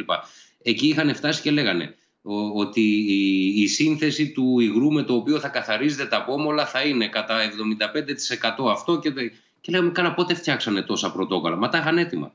Άρα λοιπόν αυτή ήταν η έκπληξη που τότε εμείς έτσι είδαμε ότι υπήρχε, και είναι απολύτως λογικό να υπήρχε ένα διαφορετικό επίπεδο ετοιμότητας. Τώρα, όσον αφορά το ερώτημα που θίξατε, και έχω δει διάφορα ερωτήματα που περνάνε που έχουν μεγάλο ενδιαφέρον. Συγγνώμη. Και το επόμενο ερώτημα που βλέπουμε τώρα είναι προς εσάς. Εάν γνωρίζετε αν τα ξενοδοχεία που θα ανοίξουν θα έχουν κάποια κάλυψη ασφαλιστική, π.χ. νομική, σε περίπτωση που κάποιος ασθενήσει, και εφόσον βέβαια ο ξενοδόχος στηρεί όλα τα πρωτόκολλα ασφάλειας, όπως παλιά. Θα σας πω κάτι το οποίο το συζητήσαμε πάρα πολύ σαν ξενοδοχειακό επιμελητήριο. Απευθυνθήκαμε σε μεγάλες Καταρχάς συζητήσαμε και με ασφαλιστικές εταιρείες και με την Ένωση Ασφαλιστικών Εταιριών έχει ανοίξει μια συζήτηση, αλλά συζητήσαμε και με δικηγορικά γραφεία που έχουν διεθνείς συνεργασίες προκειμένου να δούμε ποιο είναι το επίπεδο προστασίας το οποίο μπορεί να υπάρχει για τα μέλη μας. Εγώ θα σας πω εντελώς προσωπικά πώς προσεγγίζω αυτό το θέμα. Πριν κάποια χρόνια αντιμετωπίσαμε το φαινόμενο GDPR. Πράγμα το οποίο ήταν άγνωστα γράμματα για μας. GDPR, τι είναι αυτό, προστασία προσωπικών δεδομένων, ωραία. Στο GDPR, και θα καταλήξω σε αυτό το οποίο συζητάμε, στο GDPR δεν μπορείς ποτέ να είσαι 100% προστατευμένος. Εάν αυτή τη στιγμή 5 hackers αποφασίσουν να μπουν σε ένα οποιοδήποτε ξενοδοχειακό, ας πούμε, site, θα το διαλύσουν. Εδώ τα στοιχήματα είναι αν θα μπουν στη CIA, ας πούμε, όχι σε ένα ξενοδοχειακό site. Αυτό που έχει σημασία ποιο είναι? Εσύ να μπορείς να αποδείξεις ότι έχεις στηρίσει όλα τα μέτρα ασφαλείας τα οποία υπάρχουν στη διάθεσή σου και τα οποία έχουν ορίσει τα αρμόδια όργανα προκειμένου να προστατευτείς. Δεν σου λέει κανείς ότι θα προστατευτείς στο 100%. Δεν μπορείς να προστατευτείς στο 100%. Το λέω γιατί το παραλληλίζω πάρα πολύ με το COVID. Εάν είναι να έρθει κρούσμα, θα έρθει κρούσμα. Και στατιστικά το πιθανότερο είναι ότι θα έρθει κρούσμα. Αυτό το οποίο έχει σημασία είναι, και το λέω για τον ξενοδόχο και κατ' επέκταση για όλους τους επαγγελματίες, ότι η σημασία έχει να μπορείς να αποδείξεις ότι δεν είσαι ξέφραγκο αμπέλι. Ότι εσύ έχεις εκπαιδεύσει το προσωπικό σου, ότι τηρείς τα πρωτόκολλα, ότι όλοι έχουν ενημερωθεί, ότι έχεις τα μέτρα ασφαλείας, τα προσωπικά. Όλα αυτά τα πράγματα είναι που αποτελούν τη βασική γραμμή, αν θέλετε, υπεράσπισης μπροστά σε οποιοδήποτε συμβάν υπάρξει ή δεν υπάρξει στο μέλλον. Αλλά αυτό είναι το σημαντικό. Πρώτον, γιατί είναι το ουσιαστικό και πρέπει να ενημερωθεί ο κόσμος, ο οποίος κάθε μέρα έρχεται σε επαφή. Καταρχάς μεταξύ του, τα ξενοδοχεία είναι μικρές κοινότητες. Ο κόσμος έρχεται σε επαφή μεταξύ του. Το εστιατόριο προσωπικού έχει τον ίδιο βαθμό κινδύνου με το εστιατόριο των πελατών. Άρα λοιπόν είναι σημαντικό τα μέτρα, όπως είπα στην αρχή, είναι προσωπικά, είναι υγιεινείς και πρέπει να τηρούνται ανεξαρτήτως εθνικότητας. Για μένα αυτή είναι η μεγαλύτερη γραμμή άμυνας και για να μην θεωρηθεί ότι δεν απαντάω το ερώτημα, δεν υπάρχει αυτή τη στιγμή ασφαλιστική κάλυψη έτοιμη από τις ασφαλιστικές εταιρείες. Κατ' εκτίμηση δική μου, διότι δεν έχει ακόμα υπολογιστεί το ασφαλιστικό ρίσκο. Μη γνωρίζοντας αυτή τη στιγμή ποια είναι τα διαφορετικά σενάρια που υπάρχουν μπροστά, αν θα υπάρχει δεύτερος κύκλος στο φθινόπωρο κτλ. Δεν μπορεί να υπάρχει σήμερα ο υπολογισμός του ασφαλιστικού κινδύνου, άρα και της χρέωσης. Και γι' αυτό πιστεύω ότι θα αργήσουμε ακόμα αρκετά να δούμε ασφάλιση για τέτοια επιδημιολογικά φαινόμενα. Ένα μήνυμα μας έχει έρθει στο Facebook από τη Σαντορίνη, αναφέρθηκε και νωρίτερα. Καλησπέρα από Σαντορίνη. Η πιο θετική πρόβλεψη εδώ, μας λέει ο φίλος ή φίλη, είναι να έχουμε τουρισμό Αύγουστο-Σεπτέμβριο. Η Σαντορίνη που αποτελεί και ένα υπόδειγμα για μακρά τουριστική σεζόν. Ακόμα και χωρίς κρούσματα, πώς θα επιβιώσουν επιχειρήσεις και εργαζόμενοι? Είναι το ερώτημα. Κοιτάξτε, και το κεντρικό ζητούμενο. Είναι πολύ σημαντικό να καταλαβαίνουμε δύο πράγματα. Το μέγεθος των μονάδων και η αρχιτεκτονική τους, έτσι, και ποιο είναι το κανάλι διανομής. Η Σαντορίνη και η Μύκονος έχουν ένα τεράστιο ποσοστό ανθρώπων σε σχέση με την υπόλοιπη Ελλάδα, οι οποίοι είναι κατευθείαν direct τουρίστες. Έτσι. Αυτό τι σημαίνει? Πολλοί άνθρωποι θα έρθουν μέσω Αθήνας και θα πετάξουν στη Σαντορίνη, κάποιοι και Ασιάτες, και θα πάνε στον προορισμό. Εάν κουβεντιάσει κανείς στην Γκο ή στη Ζάκυνθο ή στην Κέρκυρα, που έχει πολύ πιο μεγάλες μονάδες, είναι διαφορετικά τα δεδομένα. Άρα λοιπόν, και είναι κάτι το οποίο θα πρέπει να προσέξουμε, το πώς λειτουργούμε τον τουρισμό, γιατί δεν είναι όλες οι περιοχές να λειτουργήσουν ακριβώς με τον ίδιο τρόπο. Ενώ πολιτικά ακούγεται έξυπνο και όμορφο, στην πραγματικότητα όμως δεν είναι έτσι. Θα πρέπει κανείς να δει τι δομές έχει, πώς διαμορφώνονται τα ξενοδοχεία, τι χώρο έχουν. Έτσι. Υπάρχουν ξενοδοχεία τα οποία είναι πολυκατοικίες και έχουν μεγάλα τέλη, κυρίως σε ξενοδοχεία πόλης, και υπάρχουν ξενοδοχεία τα οποία είναι απλωμένα χωριά. Έτσι.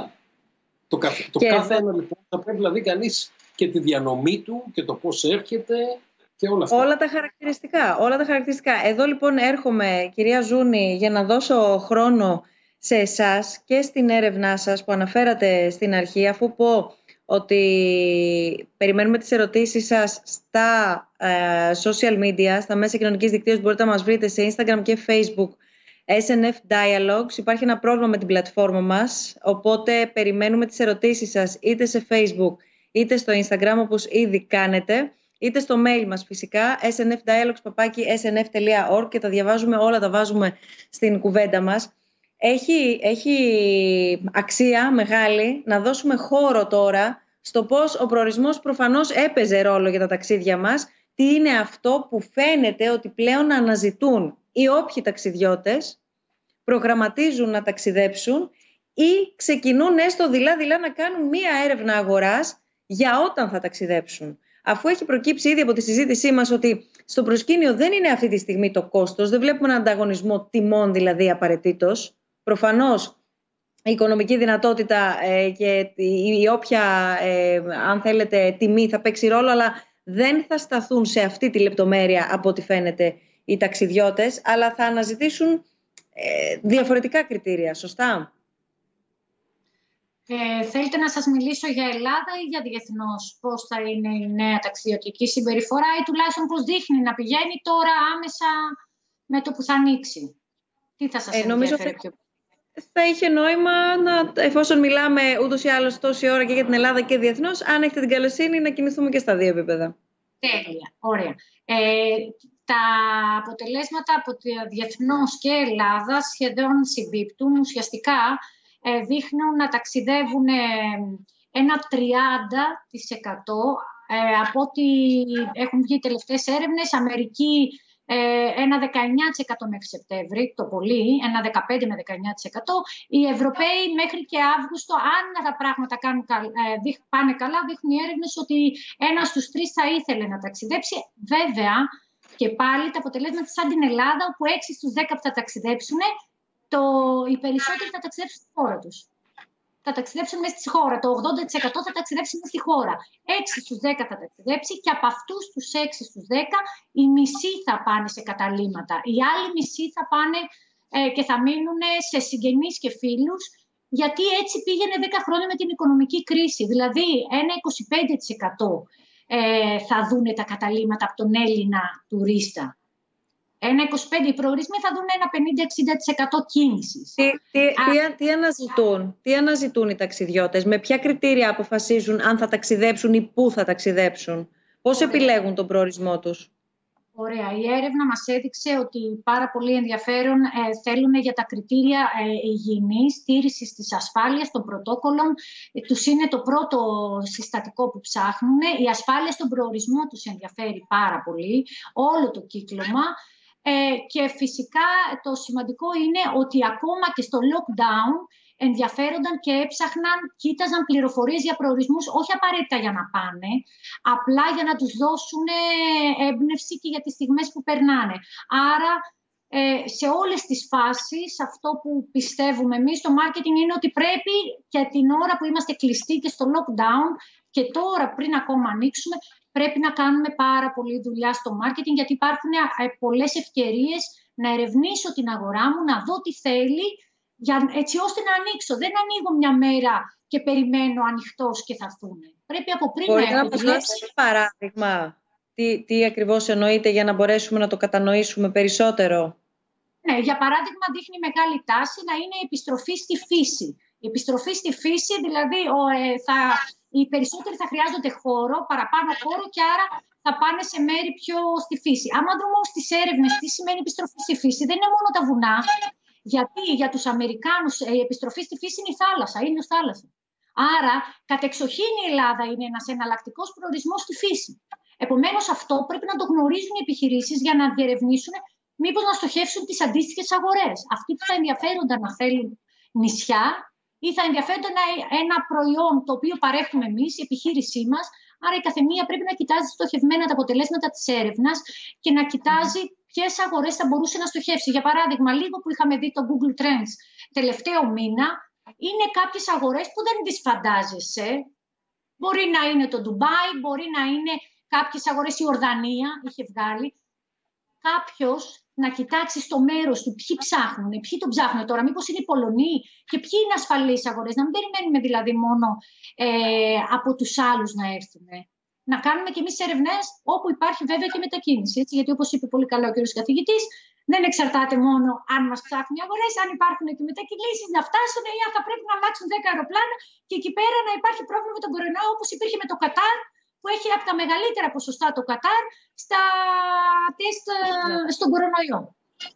Αυτό, κύριε Βασιλικέ, τώρα πρακτικά από την πλευρά της αγοράς, από τη δική σας πλευρά, είναι κάτι που γίνεται, είναι κάτι που υπάρχουν περιθώρια να γίνει περισσότερο, πώς το ακούτε, πώς το εκτιμάτε? Νομίζω ότι είναι λίγο πρόημο να κάνει κανείς. Και μετά μας απαντάει ο κύριος Βασιλικός. Ελάτε. Ναι, νομίζω ότι είναι λίγο πρόημο να κάνει κανείς έρευνα και πρωτογενή έρευνα και μάλιστα quantitative, ποσοτική. Και ο λόγος που είναι αυτό είναι ότι τα δεδομένα μεταβάλλονται πάρα πολύ γρήγορα. Και μπορεί να βγάλει συμπεράσματα τα οποία μπορεί να μην ισχύουν πάρα πολύ γρήγορα. Εγώ βλέπω μεταέρευνες από διάφορους ανθρώπους που έχουν βγάλει έρευνες σε όλο τον κόσμο και αυτή τη στιγμή χωρίζω 4 segments, έτσι, 4 ομάδες. Η μία ομάδα είναι αυτοί οι άνθρωποι οι οποίοι λέμε κάνουν shielding, είναι αυτοί οι άνθρωποι οι οποίοι προστατεύονται.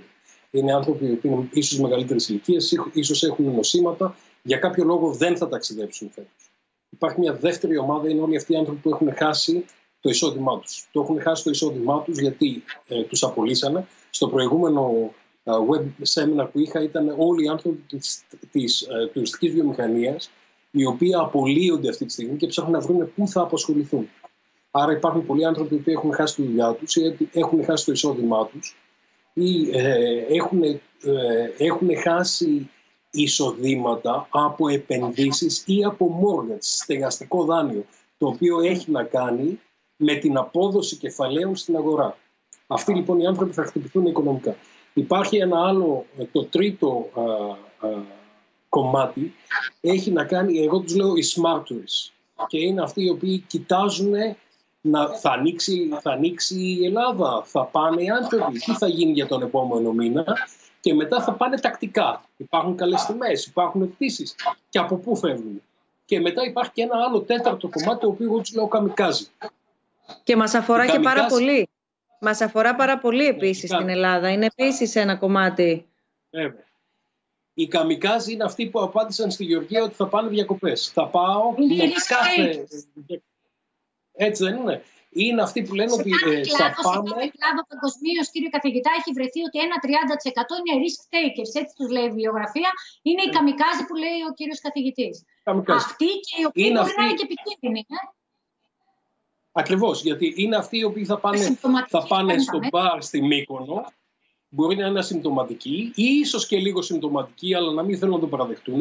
Και μην ξεχνάτε και κάτι άλλο το οποίο δεν το έχουμε βάλει στην κουβέντα και νομίζω ότι είναι κάτι το οποίο πολλές φορές το ακούω, αλλά δεν το καταλαβαίνει ο κόσμος. Όταν μιλάμε για ταξιδιώτες, δεν μιλάμε για μεμονωμένους στην Ελλάδα κυρίως. Δεν μιλάμε με μεμονωμένους business traveler που θα πάτε εσείς στην Αμερική ή θα πάω εγώ στο Hong Kong να κάνω μια δουλειά και να γυρίσω. Μιλάμε για ανθρώπους οι οποίοι έρχονται σαν γκρουπ από 4 ανθρώπους σαν οικογένεια. Αν έχεις Ιταλούς, θα είναι καμιά 15 φίλοι οι οποίοι είναι όλοι μαζί. Και οι Βρετανοί.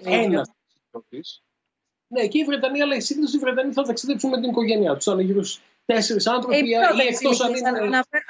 Αναφέρομαι κυρίως στους καμικάζι και αυτό που εννοούσα πριν ότι μας αφορά πολύ. Βλέπουμε και κάποιους συγκεκριμένους προορισμούς που ουσιαστικά είναι και εκείνοι οι οποίοι ως τουριστικό προϊόν ελληνικό τους έχει επικοινωνηθεί και μπορούν και το απολαμβάνουν ως ένα βαθμό αυτό το λίγο πιο ελεύθερο, όντας οι πιο καταπιεσμένοι στις δικές τους χώρες κατά κάποιο τρόπο. Τέλος πάντων είναι αυτά τα φαινόμενα τα οποία δυσκολεύουν κάθε καλοκαίρι όταν τα βλέπουμε, γιατί είναι και λίγο επικίνδυνα και βεβαίως πάλι στην πρώτη γραμμή διαχείρισης είναι οι ίδιοι οι εργαζόμενοι στον τουρισμό και στο χώρο εστίασης βέβαια. Και αυτό είναι πάρα πολύ δύσκολο, γιατί αυτό που βλέπουμε είναι ότι υπάρχουν και πάρα πολλοί άνθρωποι οι οποίοι πρώτον δεν πιστεύουν ότι υπάρχει κορονοϊός, θεωρούν ότι είναι μια συνωμοσία για κάποιον να τους πάρει data κτλ. Έτσι, το 5G και ακούμε διάφορες ιστορίες. Έτσι. Και βεβαίως αυτό που είναι πολύ και το άλλο το οποίο είναι πολύ σημαντικό είναι ότι όταν ο πελάτης σε εμάς έρθει και έχει πει και 3 μπύρες, θα είναι πολύ πιο δύσκολο να ζητήσουμε την υπεύθυνη αντιμετώπιση του πράγματος. Είναι άλλο να πάει κάποιος business traveler να μείνει στο ξενοδοχείο στο κέντρο της πόλης επειδή είναι business μόνος του, και άλλο να πάει με μια παρέα ολόκληρη σε ένα resort και να μείνει μέσα στο ίδιο το resort για 14 μέρες. Γι' αυτό εγώ είμαι πάρα πολύ προσεκτικός να μην βγάζω γενικές στρατηγικές αντιμετώπισης, αλλά να το βλέπει κανείς αναπερίπτωση και να φτιάχνει στρατηγικές αναπερίπτωση. Βάσει τα ιδιαίτερα χαρακτηριστικά. Αυτό. Έτσι. Αυτό. Και η έρευνα να είναι συνεχόμενη. Αυτό που θέλω να πω πιο πριν δεν εννοούσα να γίνει μια φορά πρωτογενής, εννοούσα προφανώς να γίνει μια data ανάλυση από δευτερογενείς, από πηγές, να παίρνουμε συνέχεια. Και συμφωνώ με τον κύριο καθηγητή, πρέπει να είναι smart στρατηγικές και πρέπει να είναι agile στρατηγικές, πρέπει να γίνεται επί τούτου για κάθε περίπτωση και συνεχές feedback ανα 24/7, δηλαδή πρέπει συνέχεια να αναπροσαρμόσουμε. Αυτό είναι το δύσκολο του από εδώ και πέρα, νομίζω. Έχουμε πολλά σημεία ακόμα που πρέπει να προλάβουμε να βάλουμε στη συζήτησή μας. Είναι και πάρα πολλά τα ερωτήματα που έρχονται όμως και θέλω να τους δώσουμε χώρο. Έχει διορθωθεί εντωμεταξύ και το πρόβλημα που είχαμε νωρίτερα στην πλατφόρμα με τα ερωτήματά σας, οπότε μπορείτε να μας στέλνετε πλέον και στο snf.org/dialogues τα ερωτήματά σας, ενώ συνεχίζετε κανονικά και στα social media και στο mail μας.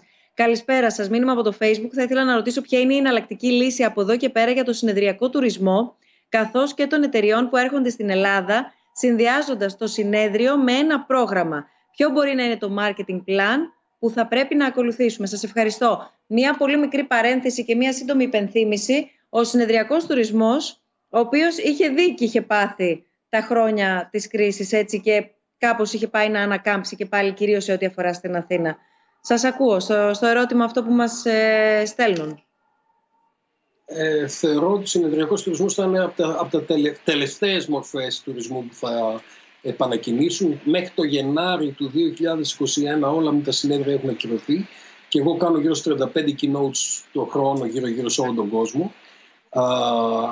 Είναι τεράστιο το πλήγμα και βεβαίως τώρα που μάθαμε όλοι και στο Zoom και σε όλες αυτές τις ηλεκτρονικές πλατφόρμες, κάποια νου το αφεντικό θα τον ρωτήσει γιατί να δώσω 3.000 ευρώ για να πας half the way around the world για να κάνεις ένα συνέδριο.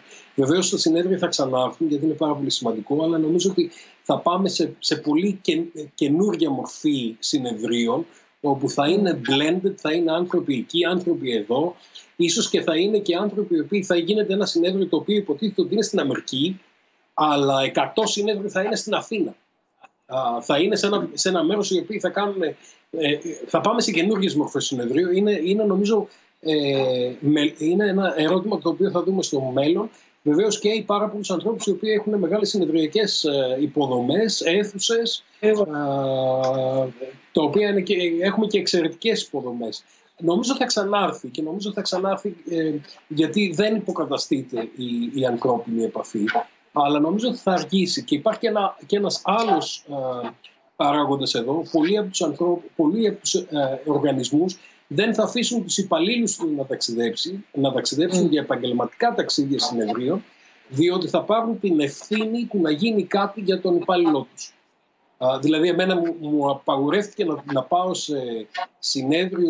σε συνέδριο από τον Μάρτι, νωρίς τον Μάρτι, μου απαγορεύτηκε να πάω στην Ασία οπουδήποτε.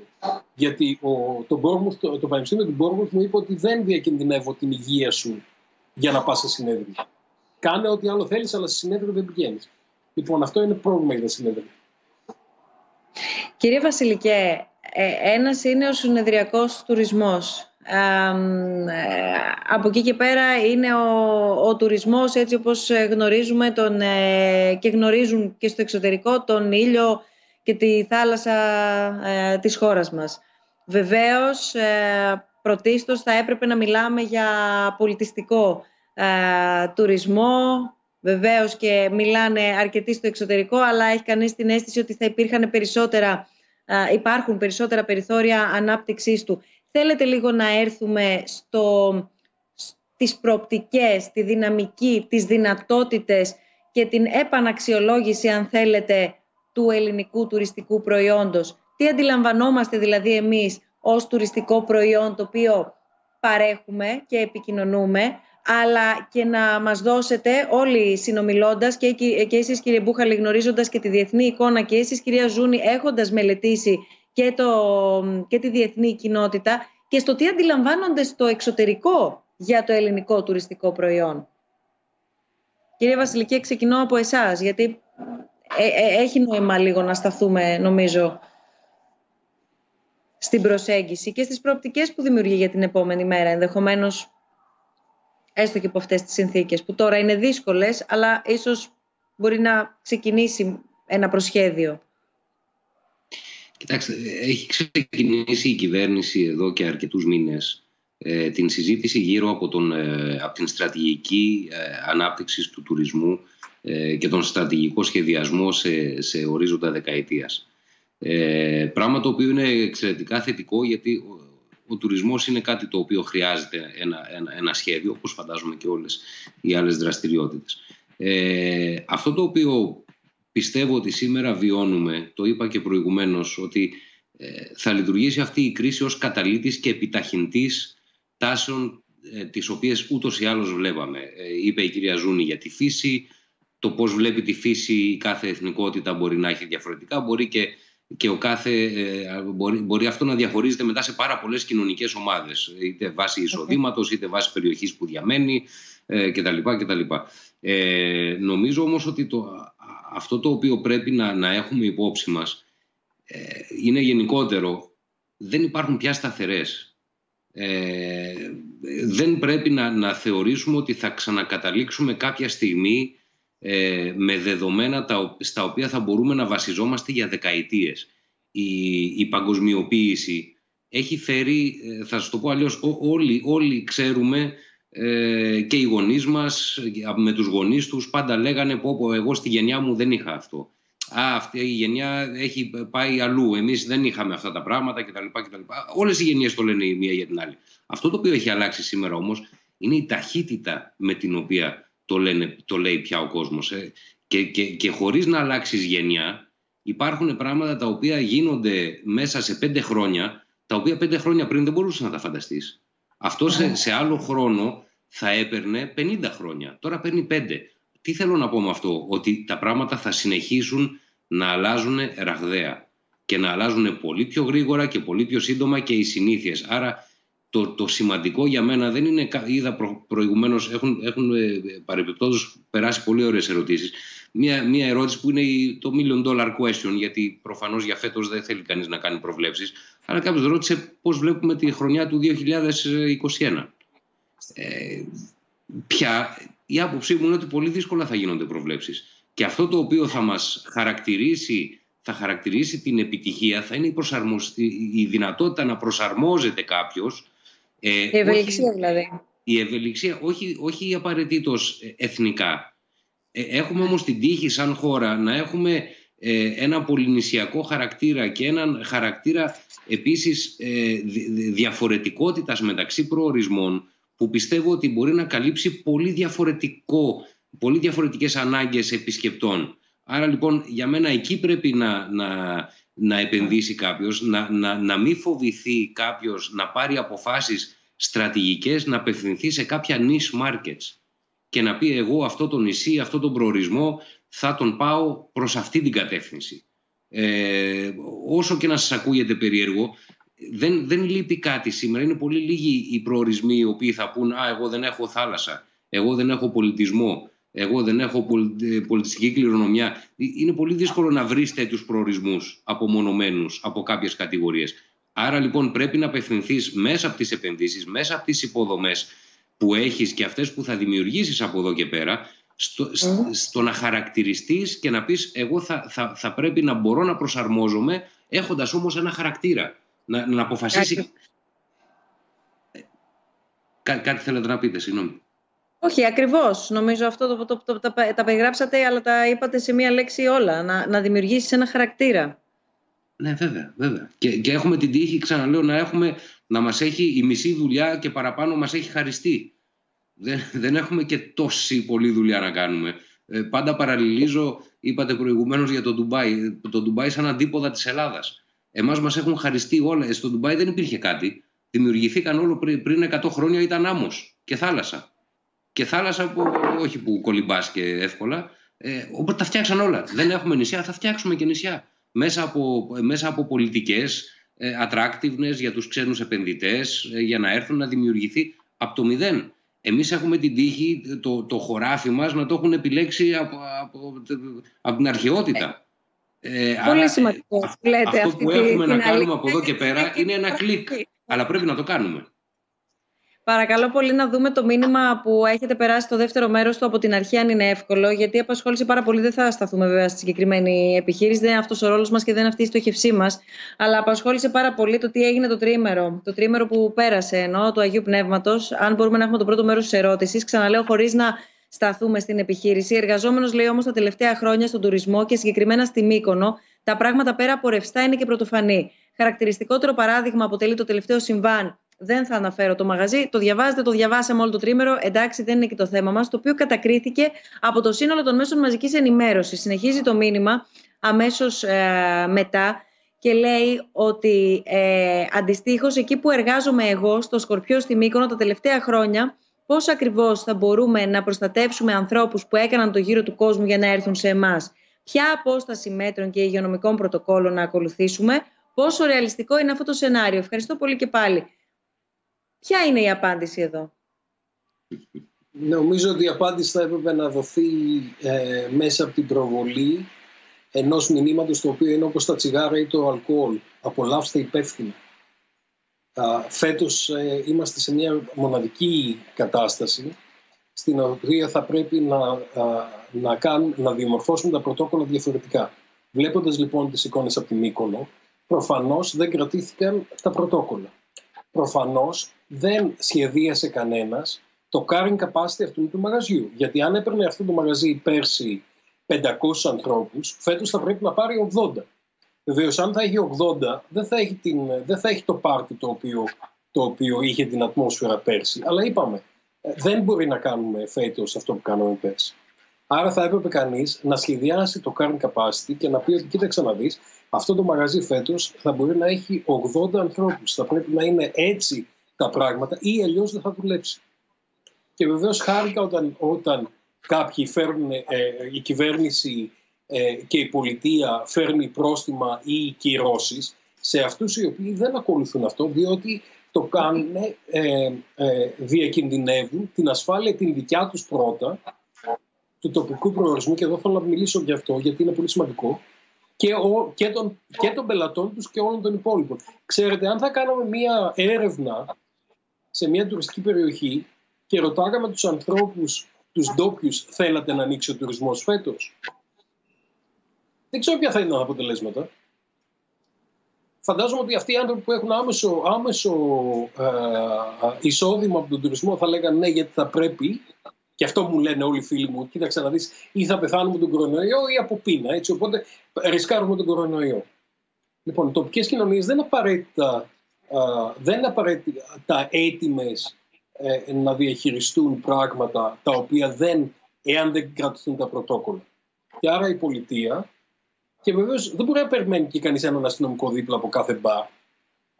Ο κάθε ένας από εμάς θα πρέπει να είναι υπεύθυνος και σαν καταναλωτής, να μην πάει δηλαδή σε ένα περιβάλλον τέτοιο, σίγουρα να μην πάει στα κλειστά τα πάρτι που γίνανε με τους ανθρώπους που γίνανε, σίγουρα δεν χρειάζεται να βοηθήσουμε τέτοιου είδους πράγματα, τα οποία ξέρουμε προκαταβολικά τι θα αποφέρουν. Έτσι.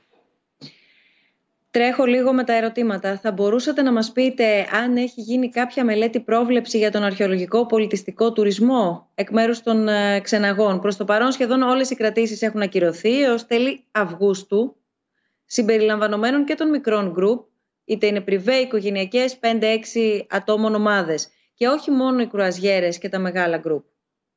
Υπάρχει εδώ κάποια... Όλοι περιμένουν να δούμε πώς θα ξεκινήσει. Δηλαδή, αν θα ξεκινήσει ο τουρισμός και πώς θα ξεκινήσει. Είναι εδώ που λέμε brace. Γι' αυτό το φωνάζουμε από την αρχή, ότι είναι πολύ πιθανό να υπάρχουν πολύ λιγότερα group φέτος Ειδικά από κρουαζιέρες σίγουρα, γιατί πάλι ξαναλέμε εξαρτάται τον προορισμό. Δεδομένο. Έτσι. Δεν θα έχουμε κρουαζιέρες στην Αθήνα, άρα πολλοί ξεναγοί οι οποίοι ζουν από τις κρουαζιέρες στην Αθήνα δεν θα έχουν αυτό το εισόδημα. Βεβαίως θα μπορούσαν να έχουν ένα website, ένα Instagram στο οποίο να δείχνουν τις υπηρεσίες τους και να έχουν μεμονωμένους ανθρώπους και να κάνουν μεμονωμένα tours. Θα πρέπει να δούμε λοιπόν στην καινούργια πραγματικότητα πώς ο καθένας προσδιορίζεται. Δεν θα πάμε πίσω, θα πάμε σε μια καινούργια πραγματικότητα. Η καινούργια πραγματικότητα θα είναι τελείως διαφορετική από την προηγούμενη. Έτσι. Θα πάμε λοιπόν σε ένα καινούργιο περιβάλλον. Ακόμα και για όσους θέλουν να κάνουν μια ξενάγηση, γιατί το ερώτημα δεν αναφερόταν ναι μεν στις κρουαζιέρες κλείνοντας, αλλά αναφερόταν ακόμα και στις ξεναγήσεις σε αρχαιολογικούς ή πολιτιστικούς προορισμούς πέραν της κρουαζιέρας, από μικρότερα groups. Και εδώ πέρα υπάρχει πρόβλημα, το επιβεβαιώνετε από την εικόνα που έχετε εσείς, αν έχετε. Κάτι, εάν δεν έρθει ο πελάτης, θα σου το πω με οικονομικούς όρους. Ο ξενοδοχειακός τζίρος στην οικονομία έχει έναν πολλαπλασιαστή. Που ξεκινάει από 2-2,5 και φτάνει να είναι και πολύ μεγαλύτερος βάσει κάποιες μελέτες. Ο ξεναγός είναι μέρος του πολλαπλασιαστή. Η ταβέρνα επίσης. Το μαγαζί που πουλάει ρούχα επίσης. Τα σουβενίρ. Δηλαδή, εάν δεν έρθει ο κόσμος, είναι προφανές ότι θα υποφέρουν όλες αυτές οι κατηγορίες. Ο υδραυλικός, ο οποίος το χειμώνα θα κάνει ανακαίνιση. Όλα αυτά τα επαγγέλματα τα οποία ειδικά στη χώρα μας, όχι μόνο στη χώρα μας, αλλά ειδικά στη χώρα μας και σε κάποιες περιοχές, έχουν πάρα πολύ μεγάλη εξάρτηση από τον τουρισμό. Είναι σαφές ότι θα υπάρχει πρόβλημα και για αυτές. Αυτό δεν σημαίνει ότι δεν μπορούν να υπάρχουν. Δεν έχουν σαφή ενημέρωση. Αυτό κατάλαβα εγώ από το ερώτημα, ως προς τον τρόπο που γίνεται η ξενάγηση στους αρχαιολογικούς και πολιτιστικούς χώρους. Όχι στο αν θα έρθει ή δεν θα έρθει, στο πώς θα γίνει. Δηλαδή, μάλλον εδώ υπάρχουν πρωτόκολλα. Πρωτόκολλα, ναι. Νομίζω, πρωτόκολλα υπάρχουν. Κοιτάξτε, πρωτόκολλα συνεχώς παράγονται και συνεχώς αναβαθμίζονται. Πρέπει να πούμε και αυτό, γιατί είναι σημαντικό να το ξέρει και ο κόσμος του τουρισμού. Δεν είναι στατικά τα πρωτόκολλα. Μπορεί να εξελιχθούν είτε προς τη μία είτε προς την άλλη κατεύθυνση, ανάλογα με την πορεία που θα υπάρχει. Άρα λοιπόν, όπως είπα εισαγωγικά, τα χρονοδιαγράμματα δεν είναι ιδανικά, αλλά με αυτά πρέπει να ζήσουμε. Ζούμε πρωτόγνωρες καταστάσεις και νομίζω ότι ναι, μπορεί να κριτικάρει κάποιος και να πει γιατί βγήκε τώρα αυτό το πρωτόκολλο και δεν βγήκε πριν μια εβδομάδα ή πριν 10 μέρες. Να είστε σίγουροι ότι γίνονται πολλές συζητήσεις γύρω από αυτά τα πράγματα και δεν είναι εύκολο να παίρνονται οι αποφάσεις. Να πω όμως και κάτι πάνω στην τεχνολογία. Πάρα πολλές... δεν έχει μιλήσει καθόλου και είναι και πολύ διακριτική. Συγγνώμη, παρακαλώ. Ελάτε κύριε Βασίλικε. Να πω ένα τελευταίο πάνω σε αυτό, και επειδή είναι η δεύτερη ερώτηση που βλέπω για τους ξενοδοχοϊπαλλήλους, θα μου επιτρέψετε ένα σχόλιο πάνω σε αυτό επίσης. Υπάρχουν πολλές start-up τις οποίες στηρίζουμε σαν ξενοδοχειακό επιμελητήριο μέσα από το πρόγραμμα που έχουμε του επιταχυντή, οι οποίες προσαρμοστήκαν στην καινούρια εποχή.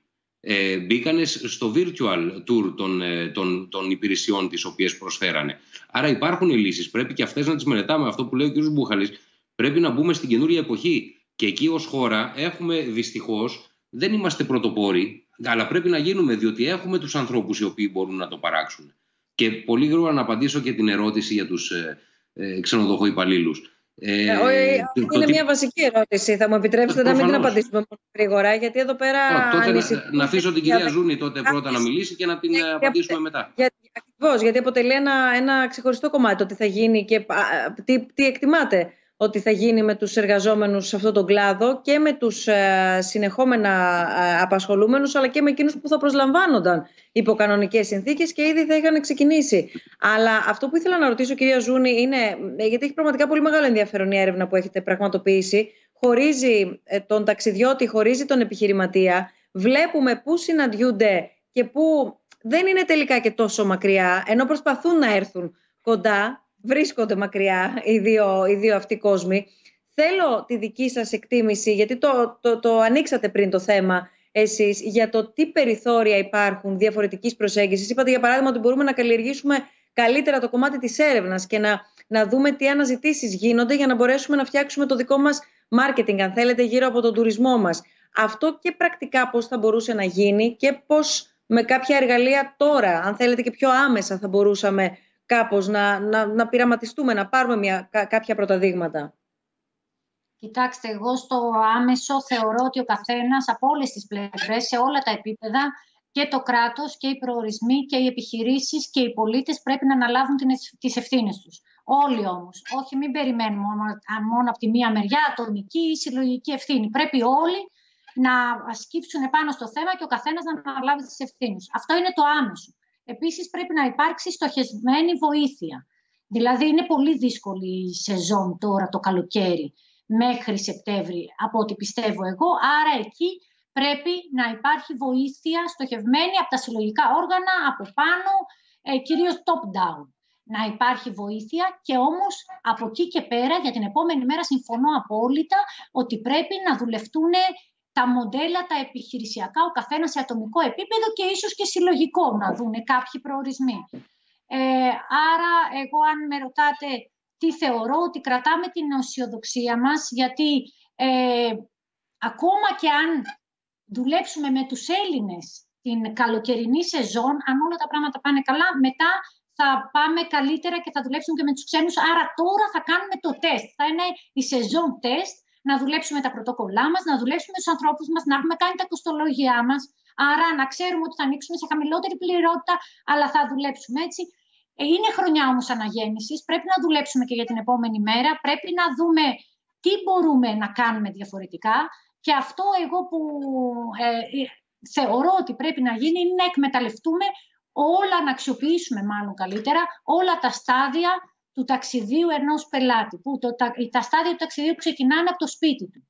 Ξεκινάνε, τα περισσότερα τα κάνει πριν έρθει καν στον προορισμό, πριν έρθει καν στην επιχείρηση. Αυτό δεν το είχαμε πιάσει. Δεν είχαμε ασχοληθεί πάρα πολύ. Περιμέναμε να μας έρθει ο τουρίστας. Άρα, ίσως θα πρέπει να βρούμε ευκαιρίες και επιχειρηματικά μοντέλα, και ειδικά αν επαληθευτεί το Harvard που λέει ότι μέχρι το 2022 θα έχουμε και social distance και μπορεί να έχουμε και επόμενα lockdown. Άρα, αν μερικές περιόδους τα επόμενα χρόνια, που λέει ότι μπορεί να έρχονται και επιδημίες μετά την πανδημία, αν τα επόμενα χρόνια αναγκαζόμαστε να ξαναμπαίνουμε, ίσως θα πρέπει να δουλέψουμε και μοντέλα όταν θα είναι ο τουρίστας στο σπίτι του, πώς η επιχείρηση μπορεί να τον κάνει engage, πώς μπορεί να συνεργαστεί.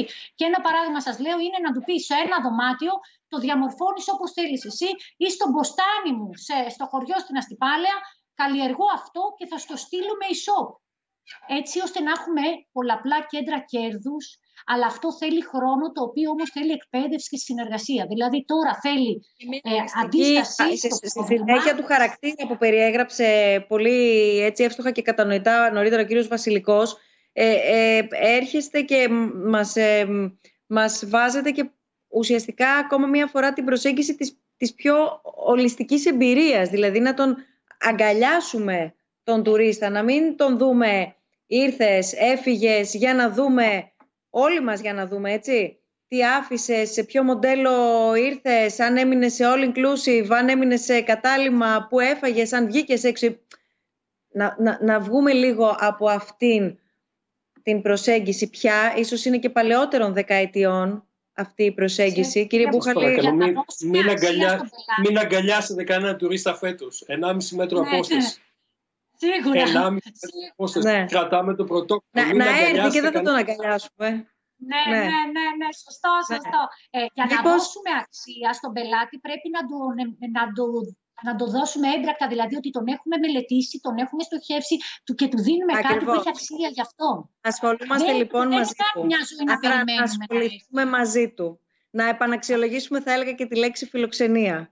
Λοιπόν, μήπως αυτό το έτος χαμένης τουριστικής περίοδου mail έχουμε λάβει είναι ευκαιρία για τα τουριστικά πρακτορεία να επανεξετάσουν τα προϊόντα τουρισμού που πουλούν? Μήπως είναι ευκαιρία να σχεδιάσουμε και να προωθήσουμε εκδρομές και περιοχές με τη λογική του υπεύθυνου τουρισμού, εκπαιδευτικού τουρισμού, να συνδέσουμε το φυσικό και το ανθρωπογενές περιβάλλον και ούτω καθεξής?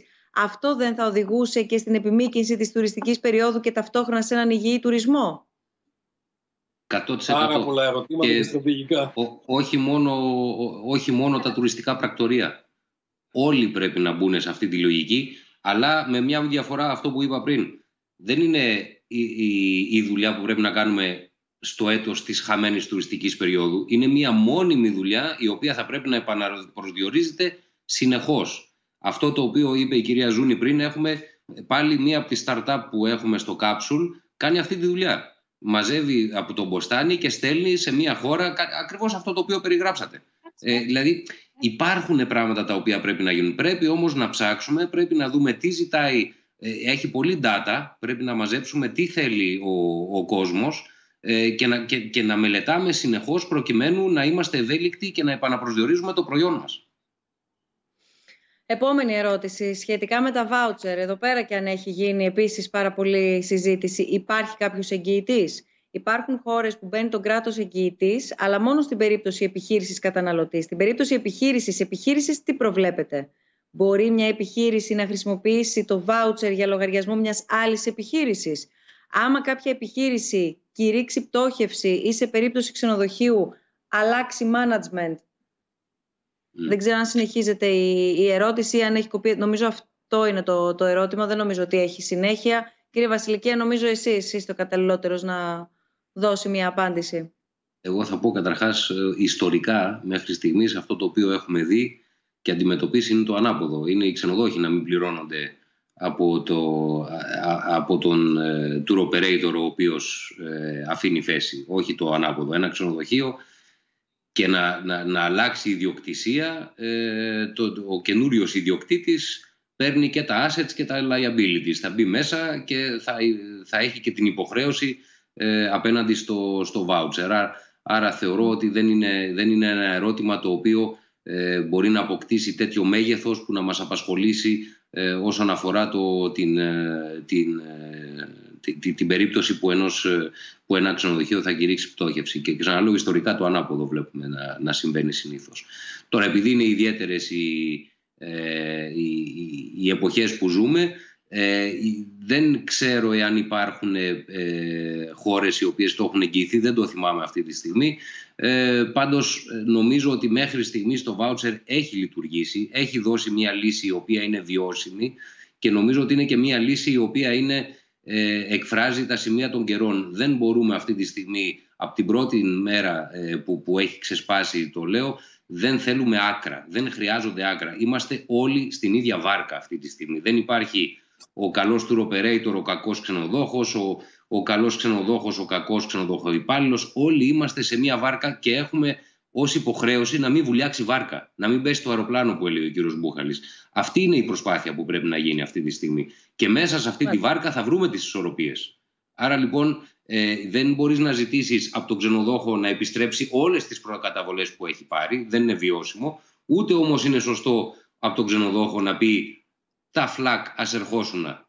Έπρεπε να έρθεις, εγώ τα κρατάω τα λεφτά και τελειώσαμε. Το ότι του δίνεις μια δυνατότητα για 18 μήνες να πάρει πίσω την υπηρεσία και αν δεν πάρει πίσω την υπηρεσία τότε να του δώσει πίσω τα λεφτά, νομίζω ότι είναι μια ισορροπημένη λύση την οποία εξάλλου έχουν ακολουθήσει πάρα πολλές χώρες.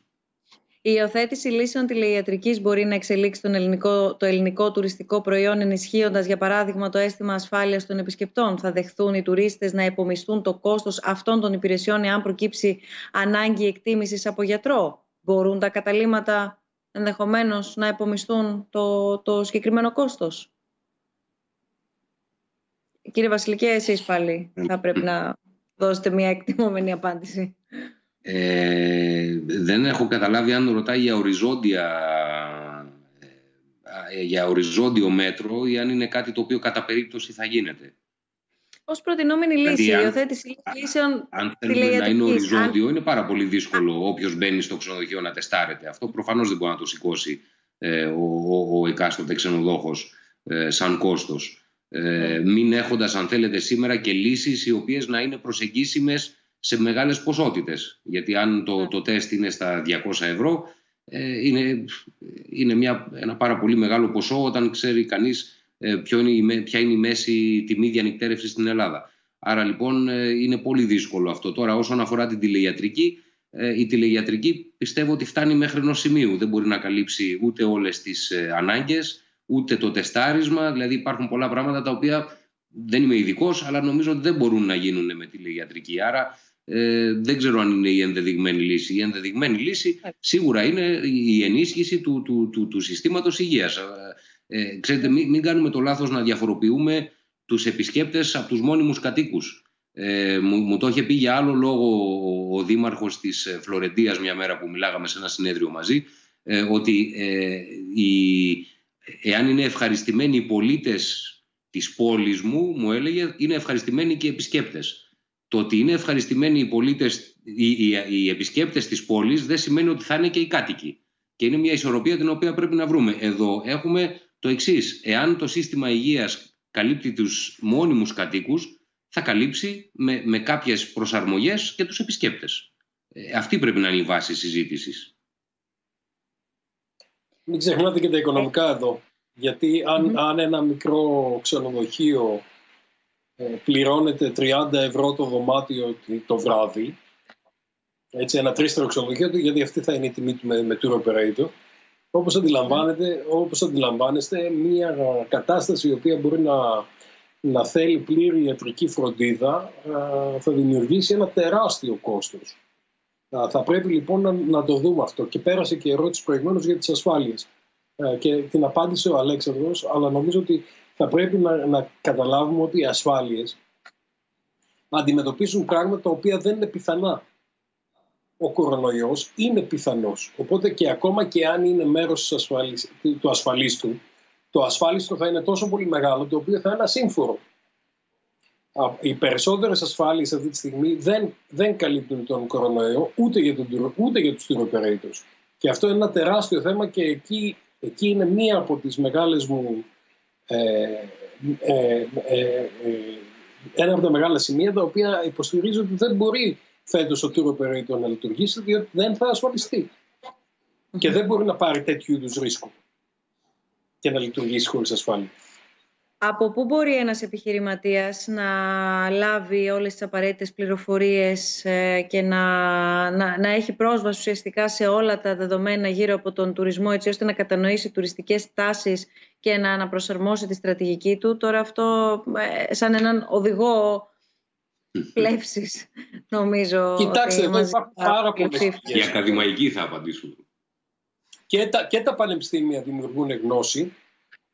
Και χαίρομαι που πραγματικά τώρα πια πάρα πολλοί κόσμος αναζητά αυτή τη γνώση, γιατί έχουμε 35 χρόνια σε αυτή τη δουλειά και πολύ σπάνια η μεγάλη μερίδα του τουριστικού κυκλώματος ψάχνει αυτή τη γνώση. Τώρα βεβαίως καταλαβαίνω ότι στην κρίση επάνω χρειάζεται εξαιρετική γνώση. Σε εσάς, τους ακαδημαϊκούς.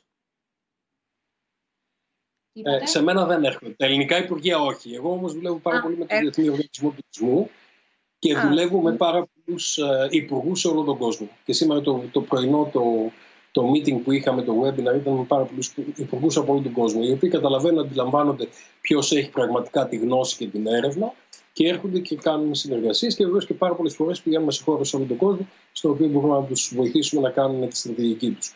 Είναι ένα δεδομένο ότι στην Ελλάδα γενικά ο τουρισμός έχει πάει στον αυτόματο πιλότο. Είχαμε τις καλές χρονιές και τις κακές χρονιές. Συναντιόμαστε στο Λονδίνο και μετά στο Βερολίνο και παίρναμε τα μηνύματα και λέμε φέτος θα είναι μια καλή χρονιά ή μια κακή χρονιά και το αφήναμε εκεί. Στις κακές χρονιές λοιπόν σφίγγαμε λίγο το ζωνάρι και στις καλές χρονιές πίναμε λίγο παραπάνω στην υγεία του τουρίστα. Νομίζω ότι αυτά τα πράγματα σιγά σιγά θα περάσουν και ο Αλέξανδρος είναι πολύ παλιός και γελάει, αλλά πραγματικά αυτά τα πράγματα θα περάσουν και θα πάμε σε μια επόμενη φάση. Σε μια επόμενη φάση επαγγελματισμού, σε μια επόμενη φάση στην οποία θα χρειάζεται στρατηγική, η οποία στρατηγική θα είναι πάνω σε έρευνα, πάνω σε τεχνολογία, πάνω σε όχι μικροσυμφέροντα, γιατί τα μικροσυμφέροντα μας έχουν καταστρέψει σαν Ελλάδα. Έτσι. Και θα είναι έτσι με μια στρατηγική όχι μόνο sustainability με την έννοια την οικονομικό sustainability, αλλά resilience για όλη τη βιομηχανία. Γιατί ξέρετε υπάρχουν αυτή τη στιγμή, αν δει κανείς Ρόδο, Κέρκυρα, Κο, έχει πάνω από 80% εξάρτηση στον τουρισμό. Τα μικρά νησιά είναι λίγο λιγότερο, η Κρήτη είναι γύρω στο 50-60% και η χώρα είναι γύρω στο 25%. Είχε ερώτημα από την Κρήτη πριν. Είναι πάρα πολύ σημαντικά πράγματα. Και βεβαίως δεν είναι και κακό το ότι είναι κακό το ότι είναι τόσο εξαρτημένα. Βεβαίως ο τουρισμός είναι η μοναδική πηγή στην οποία μπορούσαν να είχαν στρατηγικό πλεονέκτημα και γι' αυτό στηρίχθηκαν όλοι εκεί. Όμως εδώ ξαναλέω ότι έχει πάει το καραβάκι μόνο του στον αυτόματο πιλότο. Αυτό δεν μπορεί να συνεχίζεται να υπάρχει, όχι μόνο στην Ελλάδα, αλλά και σε όλους τους προορισμούς, σε όλο τον κόσμο. Χρειάζεται στρατηγική, χρειάζεται πλάνο, χρειάζεται να καταλαβαίνουμε τους πελάτες μας, χρειάζεται να καταλαβαίνουμε κανάλια διανομής, διαφοροποίηση, όλα αυτά τα πράγματα τα οποία λέμε για πάρα πολλά χρόνια. Και γνώση, όλα αυτά στηρίζουν πάνω στη γνώση. Ένα πάρα πολύ σύντομο σχόλιο για το μήνυμα που βλέπουμε και μας έρχεται από την Κρήτη. Καλησπέρα σας. Μπορούμε να μιλήσουμε λίγο για την Κρήτη ως τουριστικός προορισμός, αλλά και το επενδυτικό μέλλον. Να μας δώσετε έτσι μία εκτίμηση για τις δυνατότητες, αν μη τι άλλο, αυτού του τόπου. Ναι, δεν θα είναι αντικειμενικό αυτό που θα πω, παρόλο που είμαι από τη Λίμνο. Επειδή πάω κάθε χρόνο στην Κρήτη και κάνω το καζάνι μου, καταλαβαίνετε ότι θα είναι πολύ υποκειμενική η τοποθέτησή μου. Παρ' όλα αυτά θα χρησιμοποιήσω και την Κρήτη για να πω ότι και να επαναλάβω αυτό που είπα προηγουμένως. Όλοι οι προορισμοί πρέπει να βρουν ταυτότητα. Η Κρήτη έχει την δυνατότητα να διαλέξει από την πλήρη παλέτα. Δεν της λείπει απολύτως τίποτα. Εκεί λοιπόν το οποίο πρέπει κάποιος να επενδύσει είναι ακριβώς για μένα, και θα σας το πω πολύ απλά, η επιτυχία του τουρισμού από εδώ και πέρα θα είναι το κατά πόσο θα μπορέσει να δημιουργήσει για άλλους κλάδους υπεραξίες. Οι συνεργασίες, οι συνέργειες οι οποίες θα δημιουργήσει ο τουρισμός μέσα από τα προϊόντα τα οποία θα αναπτύξει. Και δεν είναι τυχαίο, σε αυτό επενδύουμε και ως ξενοδοχειακό επιμελητήριο, δημιουργώντας δομή διασύνδεσης με τον αγροδιατροφικό, με το ελληνικό πρωινό, δημιουργώντας δομή η οποία έχει να κάνει με τις start-up, με την τεχνολογία, δημιουργώντας τώρα μια δομή η οποία έχει να κάνει με τη βιώσιμη ανάπτυξη. Αυτά είναι τα πράγματα τα οποία θα μας καθοδηγήσουν από εδώ και πέρα. Πρέπει να συνδεθούμε, πρέπει ο άνθρωπος ο οποίος θα μπει στο ξενοδοχείο, ξαναλέω το παράδειγμα που είπε προηγουμένως η κυρία Ζούνη, και ο οποίος θα φάει την ντομάτα, να μπορεί να την παραγγείλει από το διαδίκτυο την επόμενη μέρα. Έτσι ο τουρισμός θα φέρει την πλήρη ανάπτυξη, την οποία θα είναι σε πλήρη ανάπτυξη και να βοηθήσει και τους υπόλοιπους κλάδους μέσα από τη δική του ευημερία. Εξαιρετικά ενδιαφέρον, προκλητικό και φάνταστο, εγώ θα έλεγα, το επόμενο ερώτημα, μιας και ακούμε πιθανές κινήσεις για την επόμενη μέρα, για τη δημιουργία νέων τουριστικών μοντέλων απαιτείται συνδυασμός ιδιωτικών, π.χ. ξενοδοχεία, και δημόσιων, π.χ. δήμοι, περιφέρειες κτλ. Φορέων. Αυτό από μόνο του είναι μια τεράστια πρόκληση για τη χώρα μας, αφού δεν έχει μάθει να συνεργάζεται σε τέτοιο επίπεδο. Υπάρχουν κάποιες σκέψεις ή προτάσεις γύρω από αυτό το θέμα? Εγώ θέλω να πω το αυτονόητο το λέμε εφάνταστο. Μονόδρομο. Το αυτονόητο το λέμε εφάνταστο. Δηλαδή είναι απίθανο αυτό που συμβαίνει. Είναι το αυτονόητο. Αυτό δεν είναι μονόδρομος, όπως το είπε ο Αλέξανδρος. Δεν κουβεντιάζεται αυτό. Ναι, έχει δίκιο ο κ. Μπουσδούκου όμως. Όταν το διαβάζει κανείς στη χώρα μας, θα σου πει πώς θα γίνει αυτό. Έτσι είναι, αυτή είναι η πραγματικότητα την οποία πρέπει να αλλάξει. Έχει ο Έλληνας ότι όταν συνεργάζεται, και νομίζω απλά το κάνει δυστυχώς μετά από ανάγκη. Είναι η επιχειρηματικότητα ανάγκη και η επιχειρηματικότητα ευκαιρίας. Πρέπει πλέον να αρχίσουμε να το βλέπουμε σαν ευκαιρία. Ότι πρέπει να συνεργαστούμε. Δεν είναι. Δηλαδή, δεν πρέπει να φτάσουμε με το όπλο στον κρόταφο. Πρέπει να ξεκινάμε να επιδιώκουμε τη συνεργασία. Γιατί ο τουρισμός, η τουριστική εμπειρία πρέπει να τη δούμε με τα μάτια του τουρίστα. Ο τουρίστας την τουριστική εμπειρία τη θεωρεί από την ώρα που ξεκινάει από το σπίτι μέχρι την ώρα που θα ξαναγυρίσει. Όλα αυτά είναι ένα. Άρα πρέπει να συνεργαστούμε με όλους αυτούς.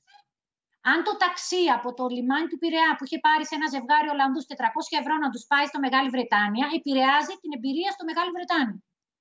Προφανώς. Άρα πρέπει όλοι αναγκαστικά να το καταλάβουμε τη μεγάλη ιδέα με τα μάτια του πελάτη μας. Μόνο σε ένα επάγγελμα δεν γίνεται. Δεν σε νοιάζει η άποψη του πελάτη όταν είσαι καλλιτέχνης. Και αυτό εξαρτάται τι καλλιτέχνης είσαι. Άρα πρέπει να μας ενδιαφέρει η άποψη του πελάτη. Η άποψη του πελάτη σου λέει ότι εγώ το βλέπω σαν ένα.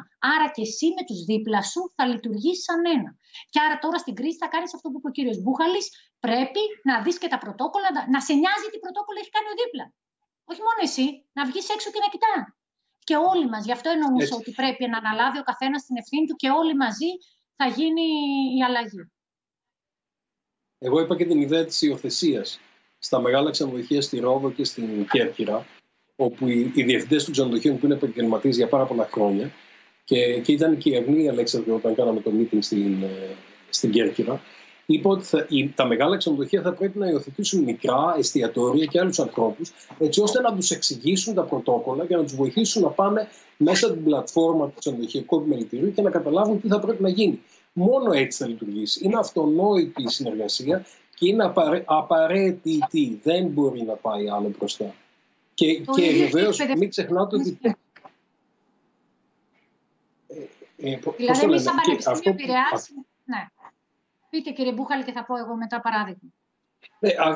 Αυτό που είναι πολύ σημαντικό είναι να καταλάβουν οι άνθρωποι πώς μπορούν να δουλέψουν μαζί, να φτιάξουν κλάστερς, έτσι ώστε να λειτουργούν σαν δίκτυα με συγκεκριμένα πράγματα. Δηλαδή μπορεί να είναι ένα κλάστερ εινοτουρισμού, μπορεί να είναι ένα κλάστερ για παιδιά, μπορεί να είναι ένα κλάστερ το οποίο να έχει να κάνει με φαγητό ή με φωτογραφία ή με ζωγραφική, είτε με οτιδήποτε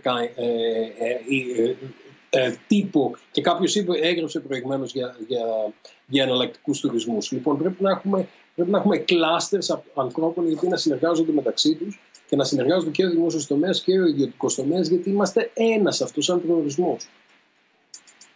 Και τα εκπαιδευτικά ιδρύματα αυτή τη στιγμή, όπως οι επιστήμονες μπήκανε μπροστά στην επιδημία, πρέπει και τα εκπαιδευτικά ιδρύματα, γι' αυτό ο κόσμος ζητά την πληροφορία.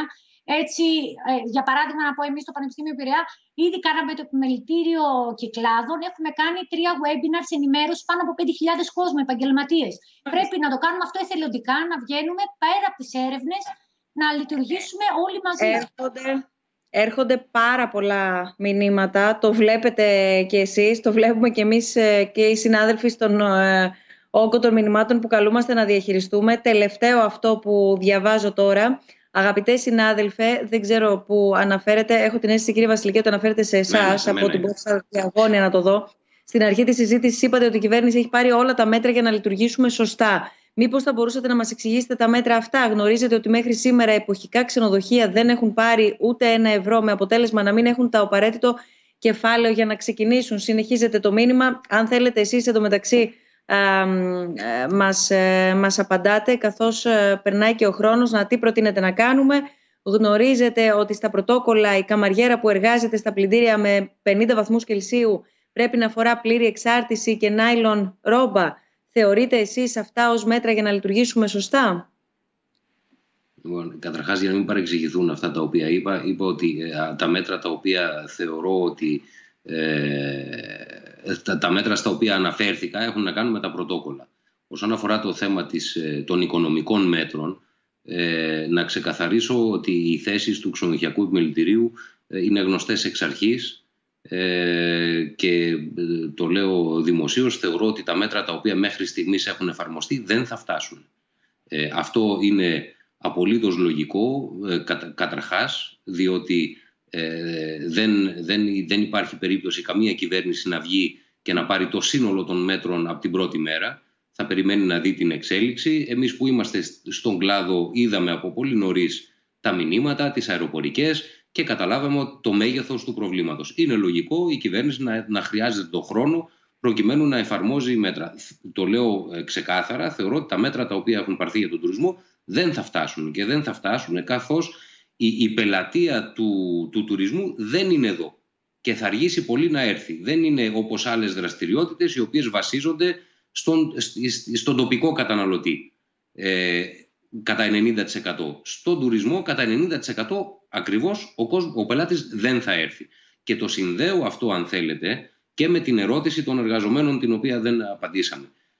Ήταν το τελευταίο που θέλω συνδυαστικά, εάν θέλετε, γιατί το άφησα εσκεμμένα για το τέλος, ακριβώς επειδή ό,τι και να υποθεί σε καμία περίπτωση δεν πρέπει να υποθεί επιδερμικά και πόσο δε μάλλον χωρίς να έχει αποτυπωθεί και αναλυτικά όλο αυτό το οποίο έρχεται στο κομμάτι της ανεργίας συνολικά από την επίπτωση της πανδημίας και αυτό που ονομάζουμε κοινωνικές και κοινωνικο-οικονομικές επιπτώσεις και πόσο δε μάλλον συγκεκριμένα στο κομμάτι του τουρισμού. Εγώ, κλείνοντας για να το θέσω και ολοκληρωμένα να απαντήσετε, κύριε Βασιλικέ, αλλά και το ερώτημα αφορά και τον κύριο Μπούχαλη και την κυρία Ζούνη, έχει ως εξής.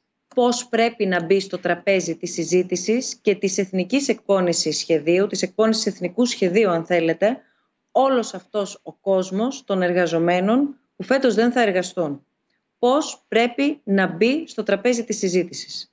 Νομίζω δεν έχει νόημα να πούμε πόσοι είναι ή πώς θα είναι ή τι επίδομα θα πάρουν, πώς θα πρέπει και τι θέση θα πρέπει να έχουν στο τραπέζι της συζήτησης και του συνολικού σχεδιασμού.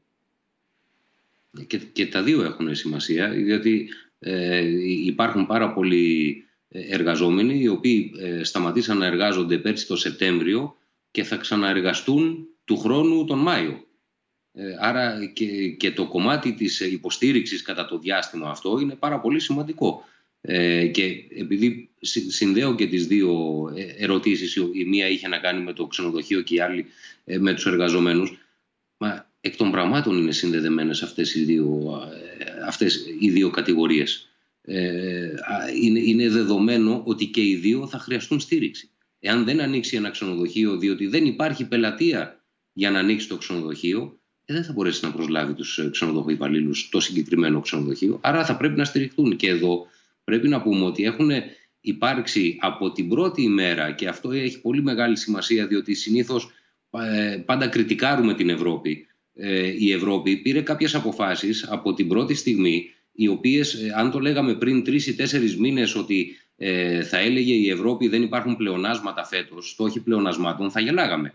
Ειδικά εμείς οι Έλληνες που επί 10 χρόνια το έχουμε ζήσει. Άρα λοιπόν οι αποφάσεις οι οποίες έχουν πάρθει, τα μέτρα τα οποία και εκεί αργά και βασανιστικά λαμβάνονται σε μεγέθη που αγγίζουν πια τα 3 εκατομμύρια. Είναι ξεκάθαρο και παίρνονται και λαμβάνονται προς την κατεύθυνση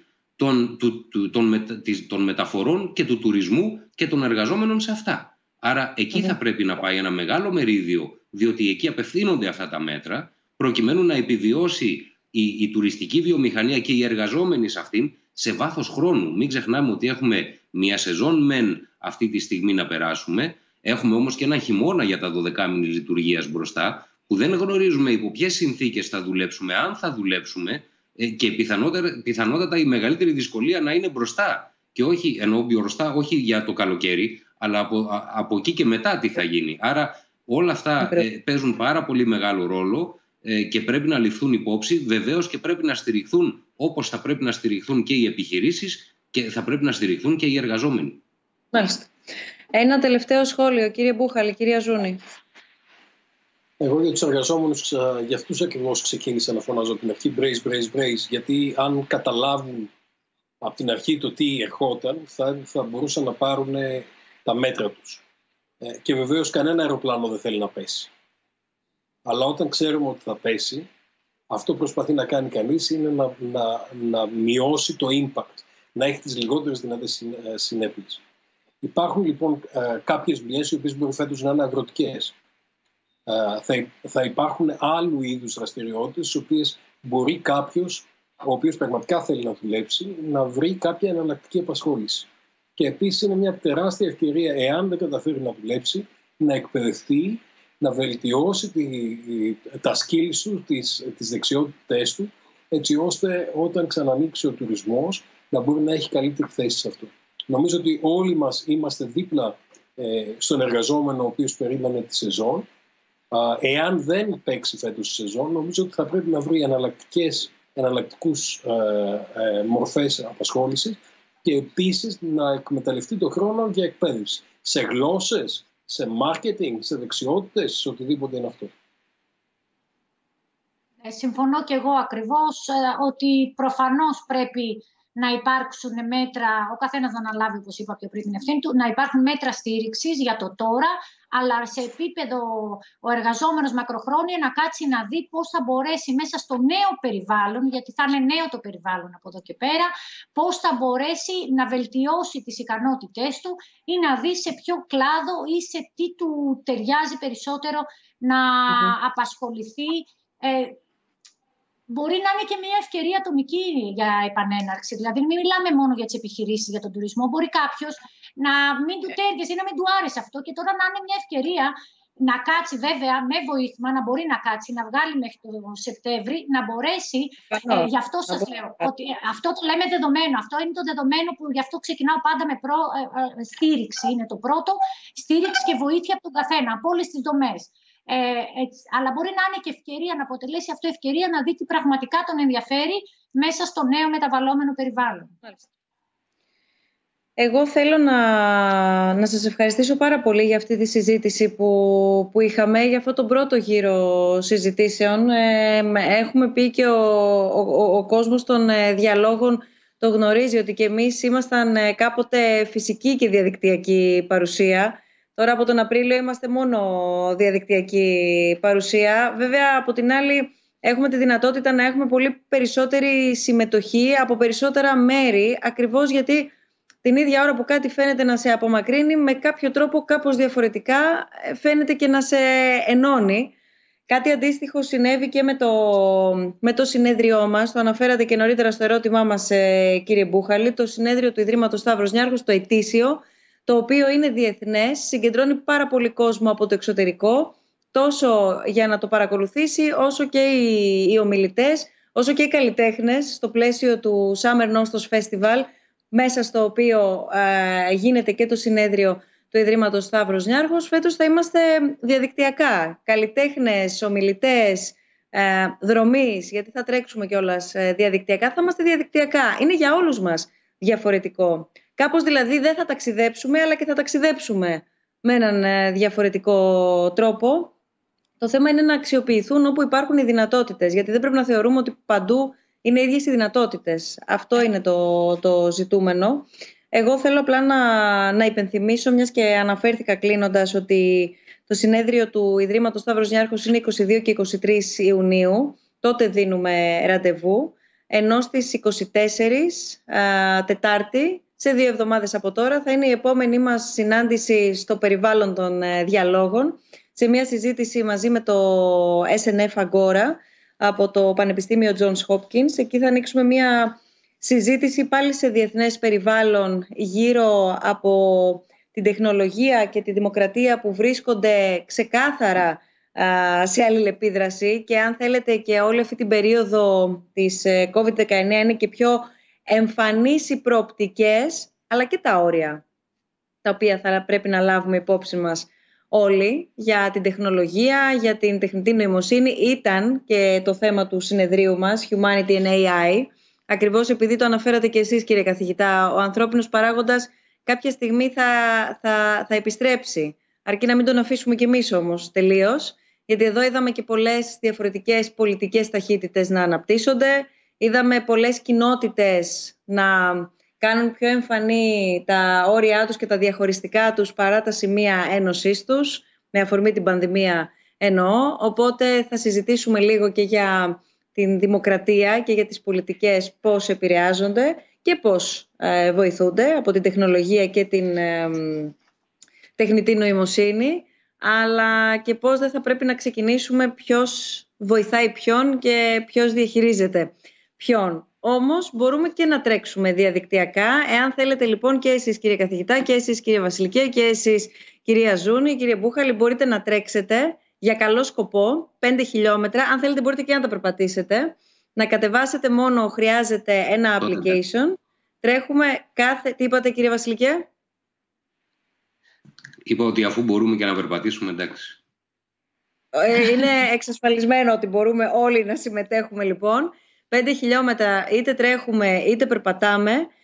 Και αυτή τη φορά, επειδή το ραντεβού του SNF Run είναι κάθε 23 Ιουνίου, φυσική παρουσία, δηλαδή ξεκινάμε από το Καλιμάρμαρο, τρέχουμε βράδυ, καταλήγουμε στο Κέντρο Πολιτισμού Ίδρυμα Σταύρος Νιάρχος. Φέτος δεν μπορούμε να είμαστε όλοι μαζί, αλλά από ό,τι φαίνεται μπορούμε να είμαστε από περισσότερα σημεία της Ελλάδας σίγουρα, και από κάθε γωνιά, εν πάση περιπτώσει, οπουδήποτε βρίσκεται ο καθένας, θα μπορεί να κατεβάσει το συγκεκριμένο application και να το πω κιόλας, είναι το Sport Hive Live, να το κατεβάσει στο κινητό του και 15 με 21 Ιουνίου είτε να τρέξει είτε να περπατήσει, με κάποιο τρόπο να απαθανατήσει όμως αυτά τα 5 χιλιόμετρα που θα διανύσει, να τα ανεβάσει στο application, να μας στείλει και μία selfie, γιατί θα είμαστε εδώ 23 Ιουνίου, θα γίνει το SNF Run Virtual, και όποιος θέλει, πάντα προαιρετικά, καθώς ποτέ δεν υπήρχε συμμετοχή για τον αγώνα, είναι ελεύθερος προς όλο τον κόσμο και γίνεται με αποκλειστική δωρεά του Ιδρύματος Σταύρος Νιάρχος και υλοποιείται από την Αναγέννηση και Πρόοδο.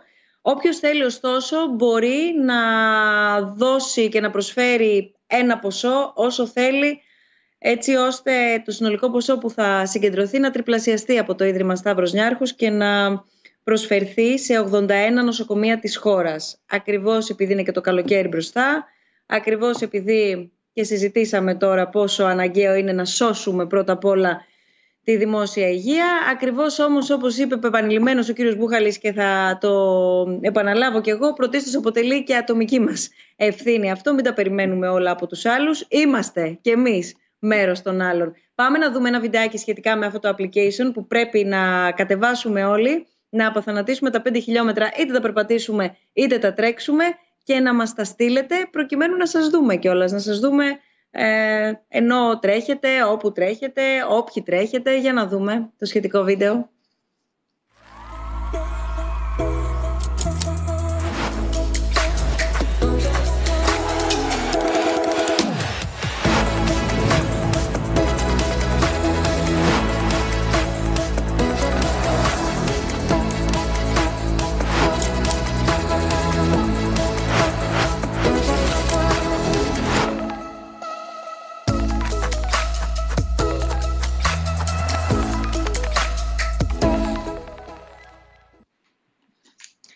Κυρία Ζούνη, κύριε Βασιλικέ, κύριε Μπούχαλη, σας ευχαριστούμε πάρα πολύ για ακόμα μία φορά για τη συζήτηση που είχαμε. Να είμαστε καλά, να κυλήσουν όλα όσο το δυνατόν πιο ομαλά και με χαρά να επαναλάβουμε ένα δεύτερο γύρο συζήτησης για το από εκεί και μετά. Τώρα το πότε θα είναι το εκεί και το πότε το μετά, όπως είπαμε, δεν είμαστε σε θέση να το προσδιορίσουμε. Θα είμαστε σε επικοινωνία και σε επαφή. Όλοι παρακολουθούμε ούτως ή άλλως σε αυτό το νέο περιβάλλον όσα συμβαίνουν, οπότε είμαι σίγουρη ότι θα συναντηθούμε σίγουρα. Καλή συνέχεια σε όλους, καλή συνέχεια και σε εσάς κυρίες και κύριοι.